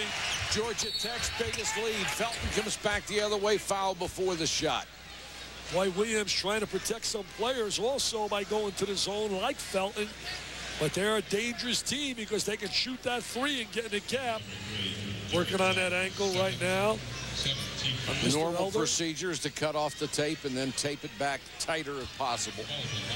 And Dr. Patrick, I like that. I've just seen it too many times. I had to work yesterday with Dr. Phelps, who was diagnosing all the back spasms of Mr. Okafor. Have you had back spasms? Not really. Awful. Just awful. And then you go with a stress fracture on top of it. You can understand why that young man was in a lot of pain. I've had a lot of hits them both. I've had a lot of groin problems playing tennis. I don't want to hear about that. 61-54. Georgia Tech, 12.5 minutes left in this one. The winner will advance to play Duke in tomorrow's semifinals. Felton nearly had a steal. Got our stage manager going bananas here laughing on that statement. You want to hear about my groin problems in terms of playing tennis. I don't want to hear about your groin problems, and I seriously doubt that anybody else does either. Does that hurt? I'm telling you, Mike, playing tennis. But I guess I am going to hear about them. It's like back spasms. Look at the play defensively by May. Step right in the passing lane. Terry getting an unusually high number of minutes today. Should have got it inside, right inside the May. Williams looked low, couldn't find it. He's got to be afraid of attacking the basket of a charge. Felton left wide open, missed the three. May, offensive rebound. Stripped on the way up, they go to the floor. And it's a jump ball situation, possession arrow. Gives it to Georgia Tech. Pirates Moore really hustling and scrapping. Muhammad with that great athletic ability, explosive, high riser. ACC fans get in the game by walking on to the best of ACC.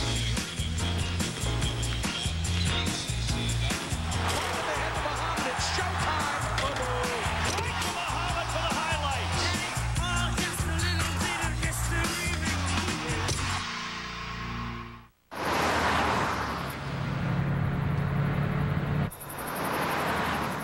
All cars have headlights to illuminate the road ahead. But Lexus has developed a headlight that actually rotates up to 15 degrees to reveal what's around the bend before you get to the bend. What kind of a difference can 15 degrees make? A very noticeable one.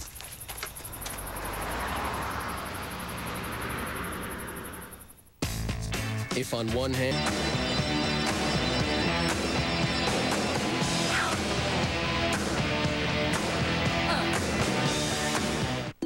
First there was one blade, then two, then three. But four blades? Give me a break, right? Wrong. The new Schick Quattro has the power of 4 blades and 2 conditioning strips, which makes Quattro unlike any other razor. And those 4 blades give you an incredibly close, smooth shave. So your 5 o'clock shadow shows up late. 4 blades. Where will it stop? Here. Schick Quattro, the power of 4.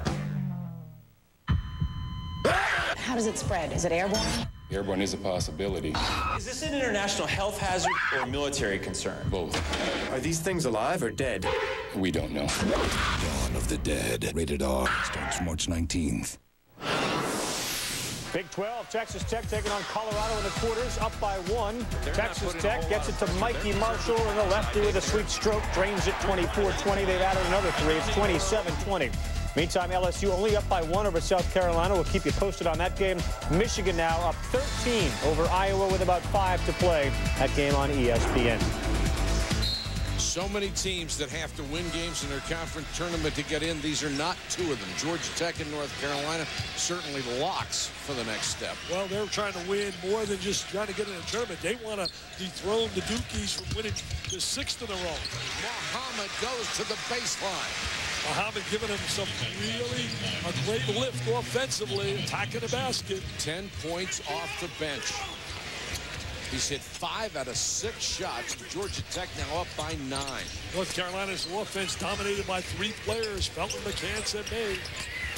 Jawad Williams, nice touch on the turnaround jumper. They got to get him involved a little bit more. And need a little help from some other people.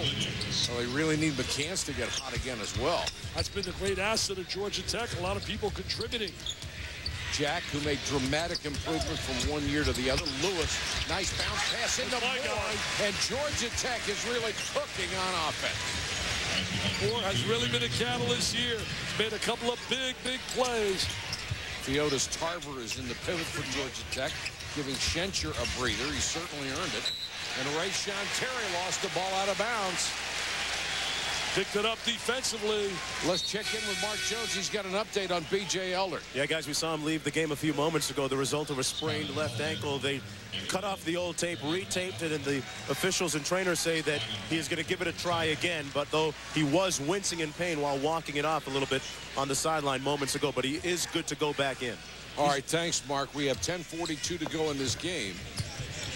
I'm sure they'd like to see him in there to see if at least he can play a little bit. You know, Elder's only been held below double figures 4 times the entire year. Lewis had it blocked by McCants. Nice defensive work.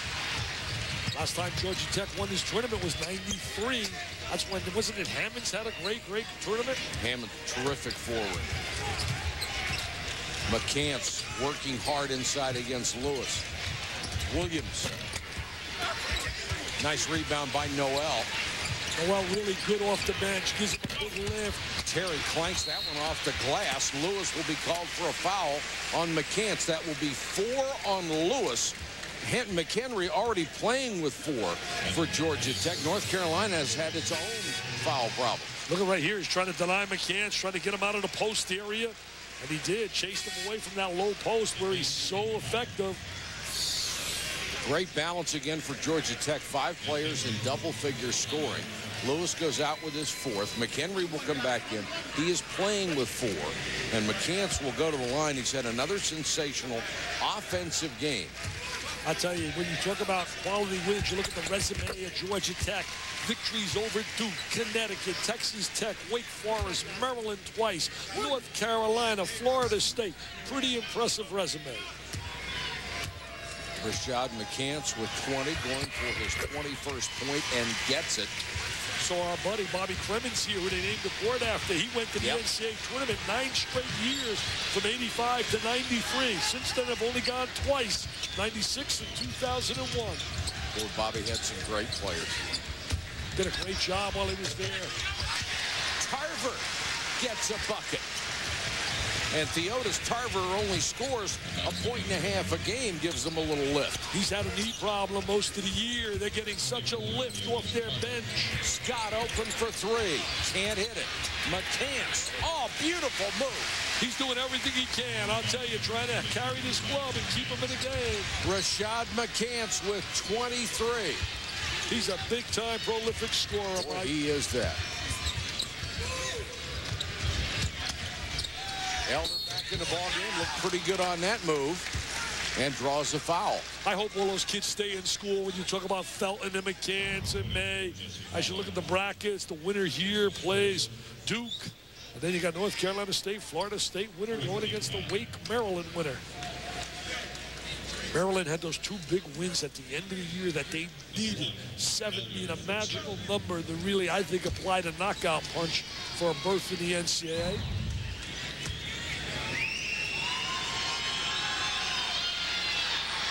Elder at the line, hits the first. one of the top free throw shooters in the conference. You know, when you debate, and it's a lot of times it's just a subjective feeling as to what is the best conference, I think everybody agrees almost unanimously the ACC being the best. And right after that, you got to talk the SEC certainly is outstanding. The Big East is outstanding, as well as the Big 12. To me, those are the four best, with Conference USA right there and the Atlantic 10 a lot better than people believe. You could have 7 teams easily coming out of this conference to go to the NCAA at 7 and 9. Schenscher, as you saw, is back in the ballgame. The lead has grown to 9, and time becoming dear for North Carolina. 9:04 to go. I've been impressed with the way Georgia Tech has kept North Carolina away from the transition. May walked, trying to get by Schenscher at the baseline.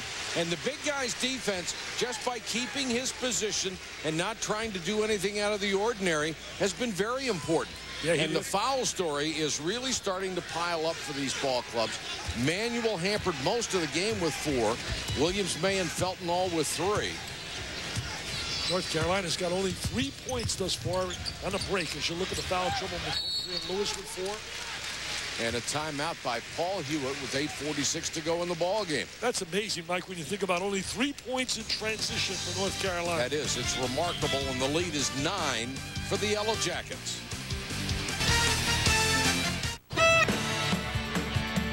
Good game going on ESPN. Has become that way thanks to a 12-2 run.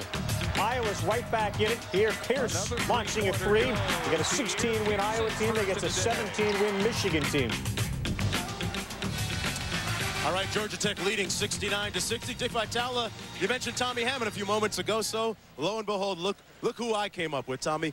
Back in 1985, you guys made it to the finals. Tell us about that game. You guys were on the short end of that decision. I'll tell you what, it's kind of hard to believe that was 19 years ago, and I guess it means I'm getting old, but it was a good game. We came up and played against the finals against Duke. Had a pretty good game going. They just edged us out at the end, but I'll tell you what, it was a great, great memory. Price, Farrell, Sally, yourself. You see any similarities between that year and this team? They're very athletic. We were very athletic as well. So, and this team is very athletic. They lack a little size, and I think a little bit inside. Sally was a great force inside, a great shot blocker, pretty good score inside.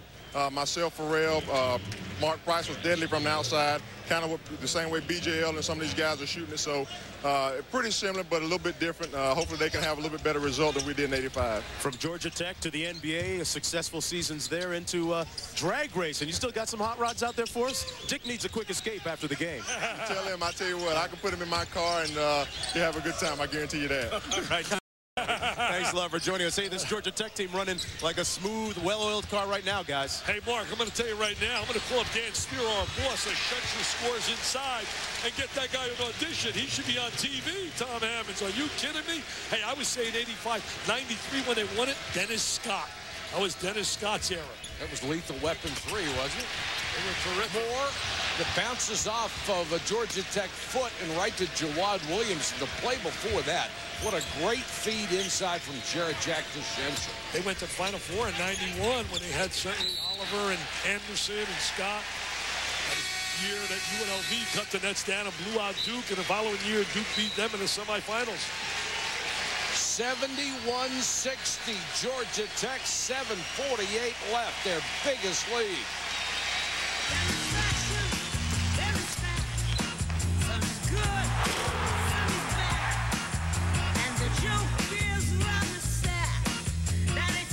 Just a little bit of history repeating.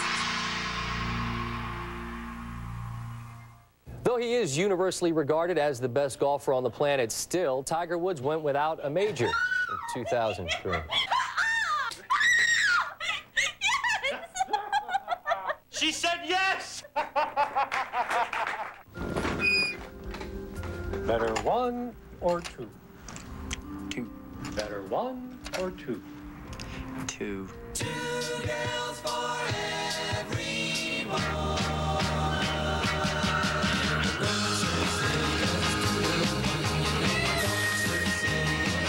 Nice glasses.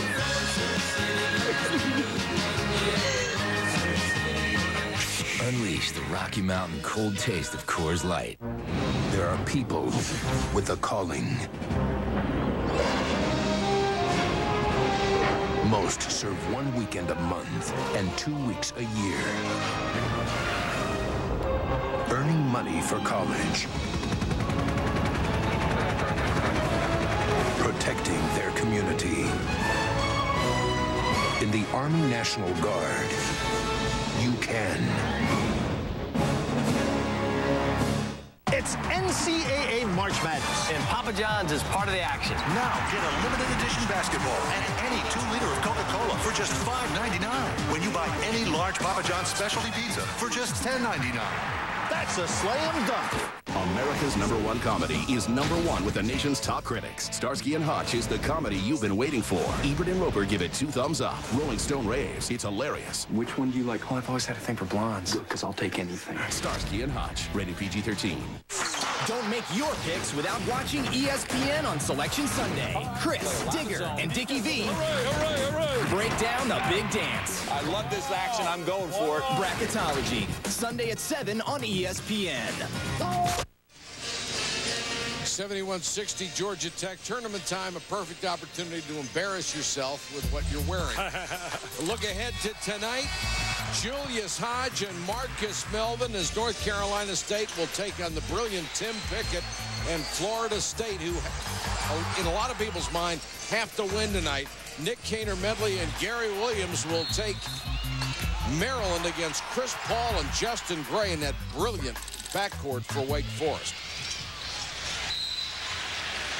McCants got a steal. But did he step out of bounds? Is that the call? That's what Dugetzel's saying right now. Dugetzel pointing to the line.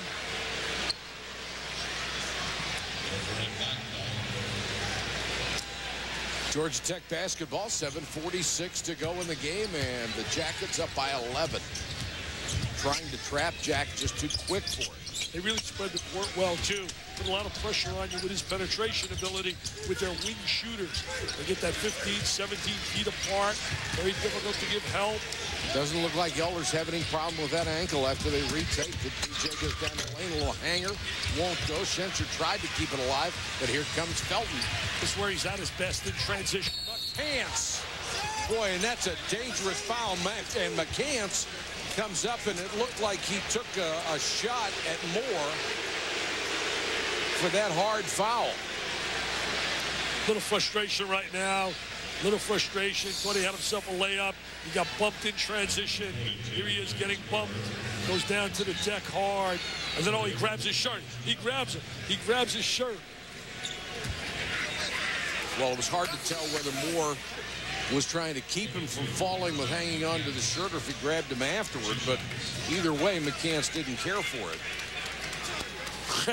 So I'm trying to help you. I'm trying to give you a little helping hand. Yeah, stop helping me. 23 points, 8 out of 8 for the free throw line from McCants. He's been brilliant offensively. Zebras jumped right in there quickly, doing a good job, I think, on a whistle today. Jones, Etzel, and Lucky. He's still jawing away. McCants trying to get the lead back to single digits. And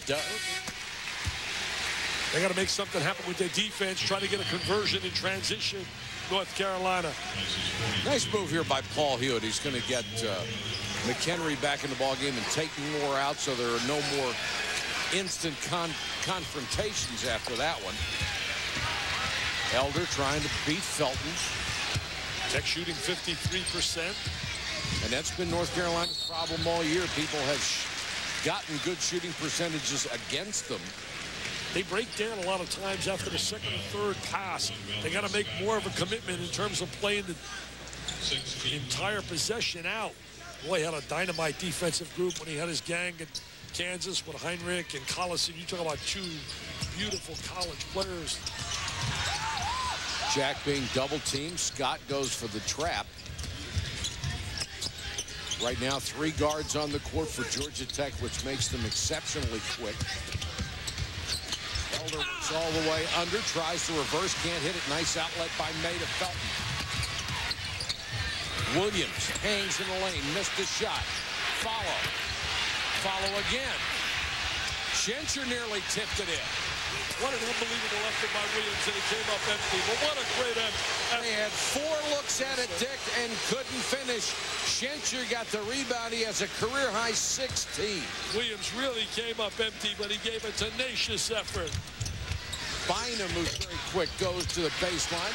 Schenscher, offensive rebound, and he's fouled. I tell you, he's got those long, long arms, and he's utilizing them right now in that size. Keeping the ball alive. I tell you, Williams really gave a great effort. Roy Williams doing a heck of an effort, too, saying, good job, like your effort. And Sean May has picked up his 4th personal foul. Can't really worry about substituting now.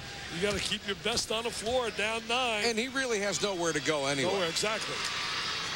Schenscher hits the free throw. What a day for Schenscher. 16 points and now 17 rebounds. That's a career high. Well, you and I, that's the second time we've seen him in the last 3 games, and he just keeps getting better and better. He was so effective against Duke, especially late in that game. When Williams got in foul trouble, he became the dominating player. That's a big double-double, too. Yes, his 4th of the year. And McCants is going to sit down at the 6:16 mark. Maybe get him a short breather before the stretch run. Schenscher, who has shown a nice touch from the free throw line lately as well. And there's the problem. Williams and May, big offensive guys, both have 4. Now Schenscher will be called for a foul. Mike, the story of this game is very simple. It's been the ability of Georgia Tech to make North Carolina play 5-on-5 almost exclusively in this game. They have reduced the transition game and minimized it. And you must do that when you play against an explosive team like North Carolina, who's so effective when McCants is running the court and Felton's got the ball in the middle of the break. Well, when the opposing center has 17 rebounds, you're not going to be able to run very much. You got to get the basketball to run. You're right, Coach. There's no question. Coach Patrick, member of the staff. I'm the assistant writing his tale. No. Well, let me tell you, I got to go with a host of guys Sunday. I got Coach Fowler. I got Coach Phelps. Too many coaches spoil the broth. Remember that. We got a 3-hour show, 7 to 10 o'clock selection show. May hits them both. 73-64, North Carolina. Only 2 out of 14 in the last 8 minutes. Wow. Going to take some time off the clock, but you still got to play. A lot of time left. You can't trap Jarrett Jack. He is just too quick. He dribbles around it, dribbles through it. McHenry double team, kicks it out to Bynum. Just a little early to get this conservative, you think? Yeah, but the bottom line is they're taking a little time off and then attack the basket. Bynum with a miss, or Bynum with the miss, rather. 5:36 to go in the game. You don't want to get too cautious. This game is still not over. Nice feed by Felton. Down to 7. Felton with the great look. Great body control. Here come the Tar Heel faithful. They finally get alive. Here, listen to them all standing up. 21 for May. May reaches out, knocks it away. Felton. Blocked by McHenry, but he's fouled, and McHenry will foul out of the ball game, and Felton will go to the line. McHenry, they lose their best defensive player as he comes back, tries to get a hold of him in transition. May tried to seal him off. Watch the body control of May on the inside. Look at that great body control. He hangs, and such like a ballerina for a big guy, man. Look at him right there. He's got great footwork, terrific hands. They're back. He converts these. You got a 5-point game. Absolutely. This may be a last 5 minutes of attrition, considering all the foul trouble both teams had. I ask you, Coach, who do you think the Blue Devils want? They want North Carolina, Coach, or they want Georgia Tech? I don't think they would like to play North Carolina simply because of the emotion that's always involved in a North Carolina Duke game. I agree. There's no doubt about it. Is that a good answer? That's a very good answer. I really believe, and I think the people in the world of television would like to see North Carolina Duke. Oh, sure. And Georgia Tech's trying to spoil that matchup. Well, neither one's going to be a picnic, that's for sure. Felton hits the first free throw. He'll get another. They are so effective, North Carolina, when they can get that ball in transition. and get it in the hands of Mr. Felton. Everybody loves Raymond. McCants has had his breather. He's back in at the 5-14 mark. And Felton, who has 13 points, has hit every free throw in this game. 4 for 4 now. And you want your point guards to be able to do that. They're going to take them out for about 30 seconds, rest them on a defensive end. Oh, yes, they're really loud now. The Chapel Hill faithful have gotten up out of their seats. Georgia Tech fans are on their feet as well, trying to cheer on the offense. Schenscher comes back, trying to help. His cross-court pass hit the net, nearly hit the rim. That could have been a disaster. It's never easy in this league, is it? You saw it last night, too. Right now, they got to start executing. Give Schenscher some touches. He's a good passer. It wasn't easy for Duke against Virginia in the first game. Jack down the lane, great cut, missed it. Schenscher kept it alive, but here comes North Carolina. The foul will be on Muhammad. There's no doubt about it. He made contact right in front of Les Jones. Ball's now starting to feel this maybe slipping away.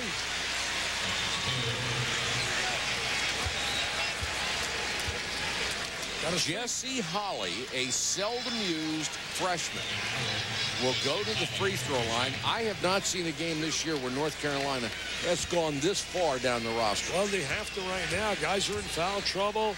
Kid like Holley now getting some minutes. Way short on the free throw line, and that's the problem with guys who haven't played very much. His first free throw attempt of the year, and it's in the ACC tournament. With your team down 5. Exactly. You want pressure? And this is pressure. And it's winning time. Missed them both. Nice job by Schenscher to screen off May, who was doing his best to get the follow rebound. 4:48 left to go. Carolina really stepping up the defensive pressure.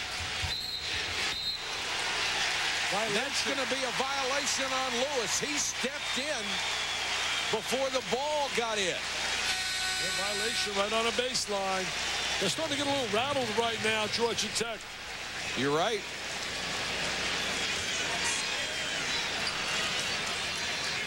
I would attack inside to May if I were North Carolina in this possession. Felton is back in. They got it to Noel. Noel hit on the way. May got it and scored. Get it to May. Get it to the big guy. Bring it to your big horse inside. May has 23, an 8-0 run for the Tar Heels. McCants will draw the foul. Great ball game here in the quarterfinals of the ACC tournament. It's number 18 against number 19. North Carolina and Georgia Tech for the right to meet Duke tomorrow in the semifinals of the ACC. Mike Patrick, Dick Vitale, Mark Jones, our entire ESPN crew. We're delighted you could join us from a sold-out Greensboro Coliseum. And Jarrett Jack will go to the line for some big free throws here. Mike, I don't understand it. I'm sitting here mystified why you would think of fouling a guy 70 feet from the basket like McCants did in that possession. What is the purpose of that? I don't understand it. I think guys are just trying to make something happen, and sometimes they make those mistakes. Jack, perfect from the line. He is 5 for 5. I think a lot of times kids don't understand score, strategy, or time. This guy does. Felton makes the spin move, goes to the floor, kept it alive to Manuel. Got to get out of that 3-secondary, and he did. I was trying to set a screen. McCants goes away from the screen. Schenscher so good now, coming out on double teams. They got it to May over Schenscher. The foul will be on Luke Schenscher, his 3rd. May really starting to become effective down in that low post. He really wants the ball right now. Sean May becoming a real major factor as you look at the foul trouble situation for Carolina. They're really playing on the edge right now. Manuel, Williams, and May with 4. They're all on the floor. There's just nowhere else to go. Got to play right now. Down 5. May gets the nice shooter's roll on that free throw. Big game for Sean May. 24 points. He's hit 8 out of 9 from the line. His career high is 28. I don't think he gets enough opportunities on the inside. They don't get him the ball, I don't think, on the interior. But oh, what a great offensive rebound. Bring it out. McCants brings the ball back out, down by 4. Schenscher out there trying to play defense on him. McCants misses the three. How about that rebound to Noel? Third opportunity. Up about 11 feet. Third opportunity. They give a club like this 3 chances. Felton open for 3. Got it! Big 3 happened with that great offensive rebound to give him the third opportunity. It's a 1-point game, and Paul Hewitt wants a timeout. Who will be matching up with the Duke Blue Devils? Will it be Paul Hewitt, or will it be the kids from Chapel Hill, North Carolina, tomorrow in the semis? Dick, you talked about all the close games that North Carolina has had this year, how a couple possessions one way or another could have made a huge difference. They're in another one right now. There's Mr. Felton. Got a screen for him. He knocks down the open 3. Well, you think about their losses. They lose that game we talked about. As you look at Felton, wide open on the wing. Schenscher comes out too late. Knocks it down. Triple overtime to Wake Forest. Buzzer beater to Virginia. 2 heartbreakers to Duke. Tough loss at the end of the game to Kentucky. I mean, it's been all year. 24-point lead and a loss to Florida State. But one thing you've got to see here in this pattern, they have to learn to win those. Exactly. You got to win those kind of games before you be lined up with being great. Right now, they're good, and they're not great because they haven't been able to win those. There's the 3-point story, and in the last 2.5 minutes, North Carolina has made a 12-2 run to cut this game to a 1-point Georgia Tech lead. You know, Georgia Tech got a little bit cautious at the 5-minute mark, but they didn't really just try to delay. Elder, what a tough shot in the lane. Well, B.J. Elder made some big shots to beat North Carolina at Georgia Tech. Came up big right there with the explosive move. 16 points for B.J. Elder. And now he's matched up on McCants. Heck of a matchup, Elder and McCants. Felton against Jack. I mean, this is athlete against athlete.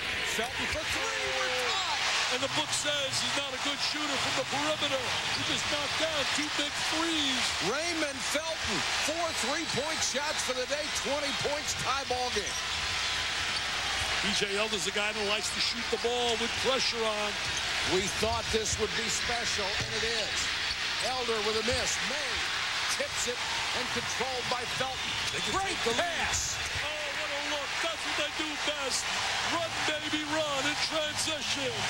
I'll tell you. The hardest pass in the world. Felton from that far away on a bounce. It's been the Raymond Felton show. Everybody loves Raymond. They get the 5th on him. Felton is hurt. He will be called for the foul. He hurt that hip. The same hip. Same hip. Yeah, same hip, I think, in a new Duke Carolina game that we had. That will be 4 on Felton. Is that 4 or 5? Yeah, 4. I've got him with 4. He would be the 4th Carolina player with 4. He's a gutty kid. Oh, that's a good call because the screen was solid. He ran into Elder. And Jack will go to the line. Doesn't make it any less painful that it was a good call. He's been sensational here in the last 4 minutes. He's trying to get over the screen. People got to communicate, man. You got to let your teammate know there's a screen. A lot of guys don't communicate and say, hey, screen on your right, screen on your right. Jack goes to the line. He's been perfect today. Now 6 out of 6, 14 points and 6 assists for Jarrett Jack. Raymond Felton's last 4 minutes have been sensational. Making 2 threes, penetrating, finding the open man. Great passes. Defending. I mean, just been incredible. Elder hits them both. Pressure free throws from the guys you expect to make the big ones. 2:24 to go in the ball game. Raymond Felton stepping up in crunch time.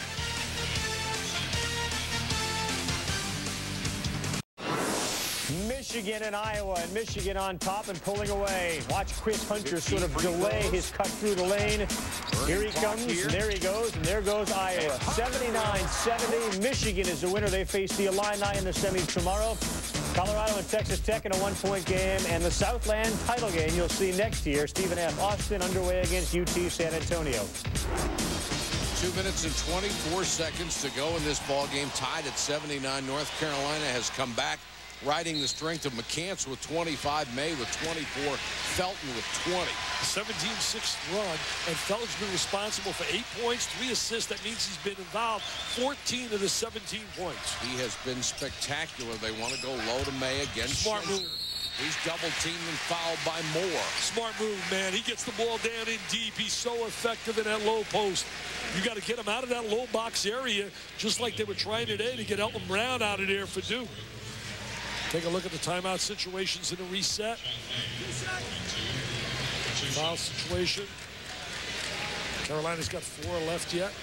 May has hit 8 out of 10 today, better than his season's average. Now 9 out of 11. The Heels go back up by 1. Looked like they were in big trouble, Mike. They were struggling big time. Couldn't get the transition game going. They were down 11. They're standing. They really got to feel excited about the way they've come back. May with a nice rhythm at the line. 2-point lead for the Heels. They were able to come back and beat Connecticut in a close game. Connecticut was #1. Right now they need a defensive stop.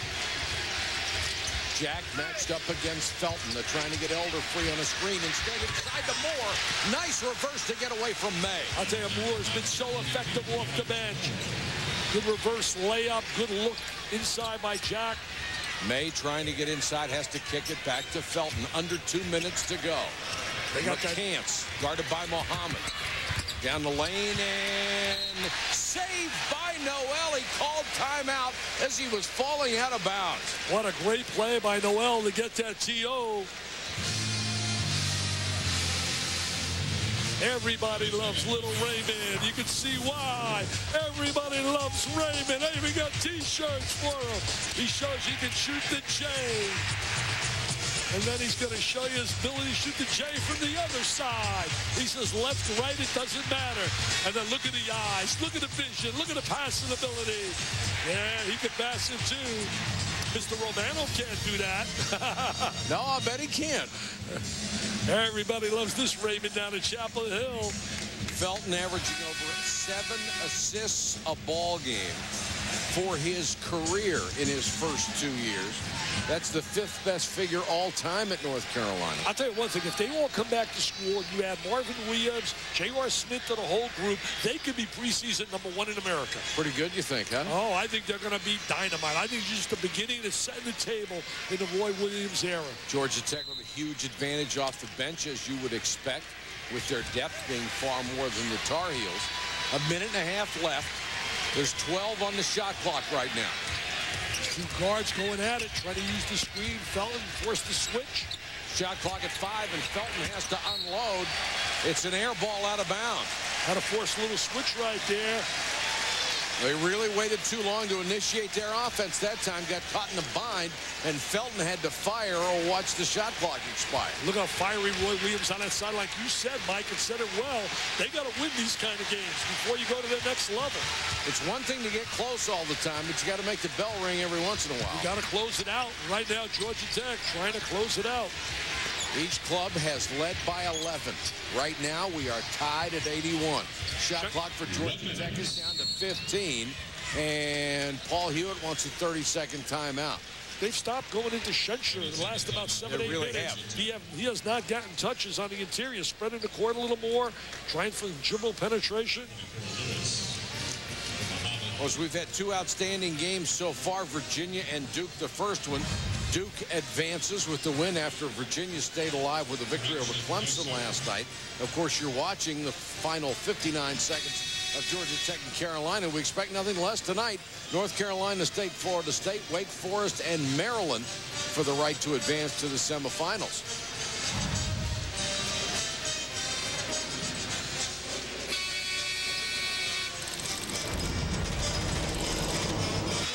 One of the key plays, the little lob up on top. Mr. Mohammed with the jam. Second half, that was a monster mash, man. That was up, and away. Skywalker time. Georgia Tech will inbound with only 15 on the shot clock. This guy you want to get it to. Jack against Felton. Moore. Elder's the guy they want to get the ball to. B.J. Elder. He gets it out to Jack, only 4 on the shot clock. Picked up his dribble, they're in trouble now. Jack has to throw up a prayer.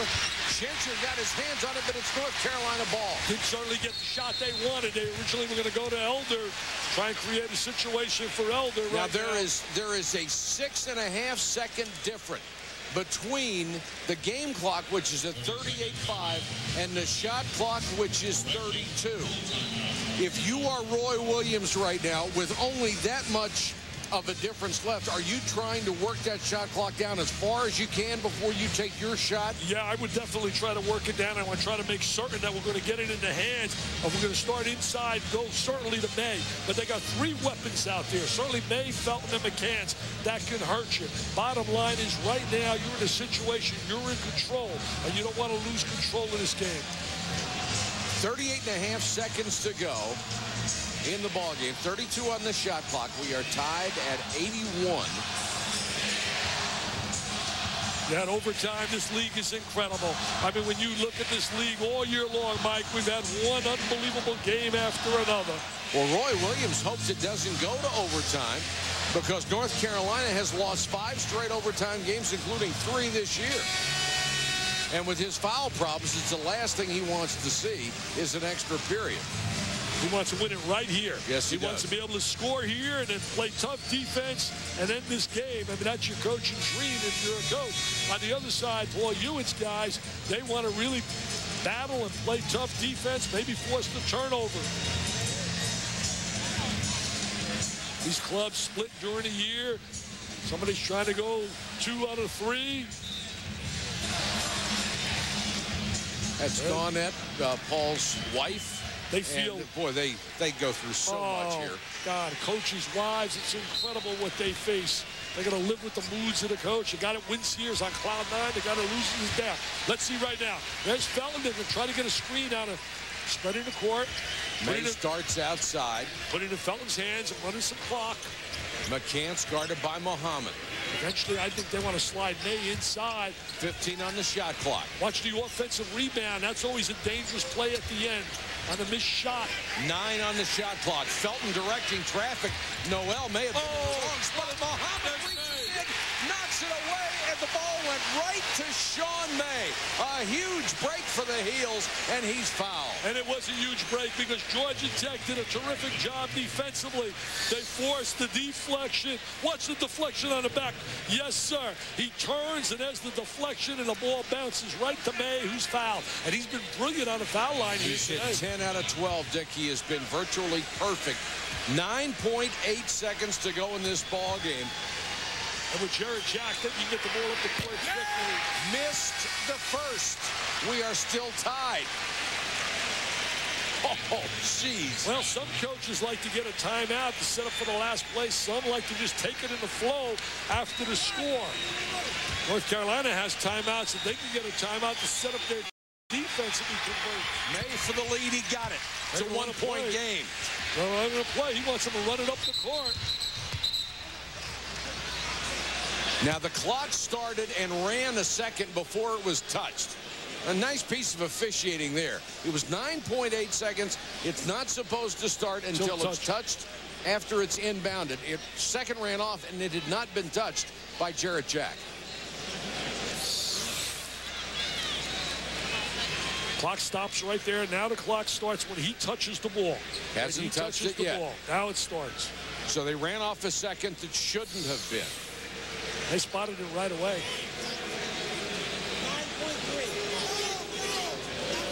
Of course, you wouldn't think 1 second would mean much, except at this point of the game, when it's the difference between 9-8 and 8-8, that might be the ball game. No question. 1 second is monumental when you get into one-point situations at the end of a game. Paul Hewitt has already had his say.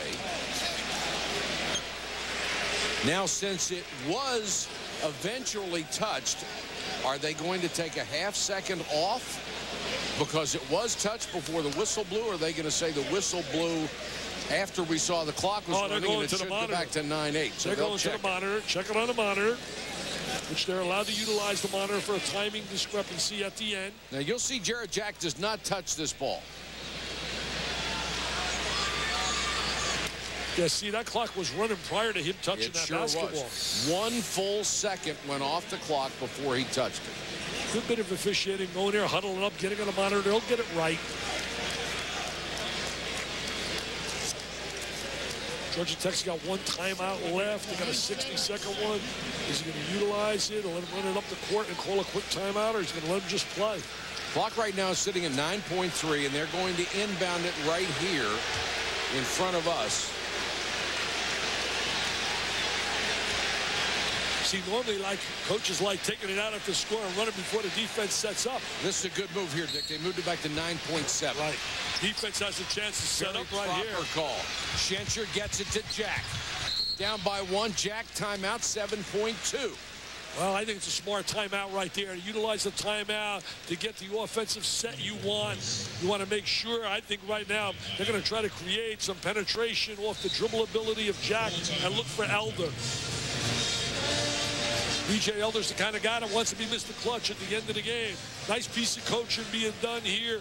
Paul Ewan gets the timeout, uses the last timeout. I thought a good piece of coaching by Roy Williams to run the clock down. Bobby Cremins sitting there, the former Georgia Tech guy who did almost the impossible. I never believed that he'd be able to take that program to what he did. That was one of the worst major college basketball programs on the planet when he took over at Georgia Tech. They simply couldn't beat anybody. Then they're going to move into the ACC, and Bobby Cremins went down there, and you're right, Dick. He just did a brilliant job. Mark Price was his first recruit, and that started it. Here's the rest of the games we have coming your way tonight. Dave O'Brien and Brad Daugherty will bring you North Carolina State, Florida State, Wake Forest, and Maryland. The other 2 quarterfinals tonight from Greensboro. You know, getting back to strategy right now, score. We talk about strategy and time. So important that the players know what the sequence is that's going to unfold.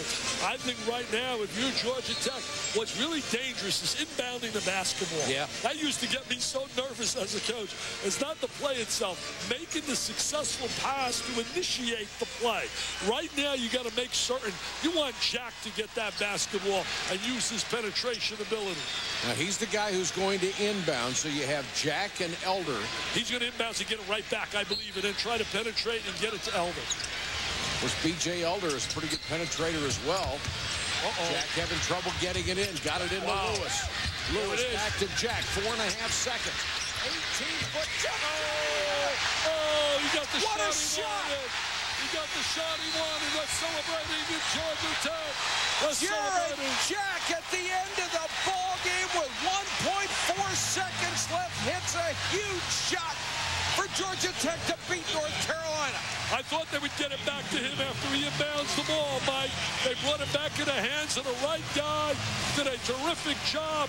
Got a good look, squared his body. Last year, he wouldn't have made that shot. He wouldn't have taken that shot last year. See? How clutch is this? Get it back in his hands. Nice change. Squares the body. 17-footer. Knocks it down. And the celebration begins down in Atlanta, Georgia, one of the great cities in America. We expected a tremendous game, and we got it. A 1-point victory in a brilliant game. Mark Jones is courtside with Jarrett Jack. Explain that last sequence to us. What exactly was supposed to happen? What exactly evolved? Was that the way it was drawn up? No, we drew a play to throw Ishmael live on the weak side. I didn't think, he was open, so I just threw it to Marvin. Marvin threw it to me, and I just tried to create and made a play.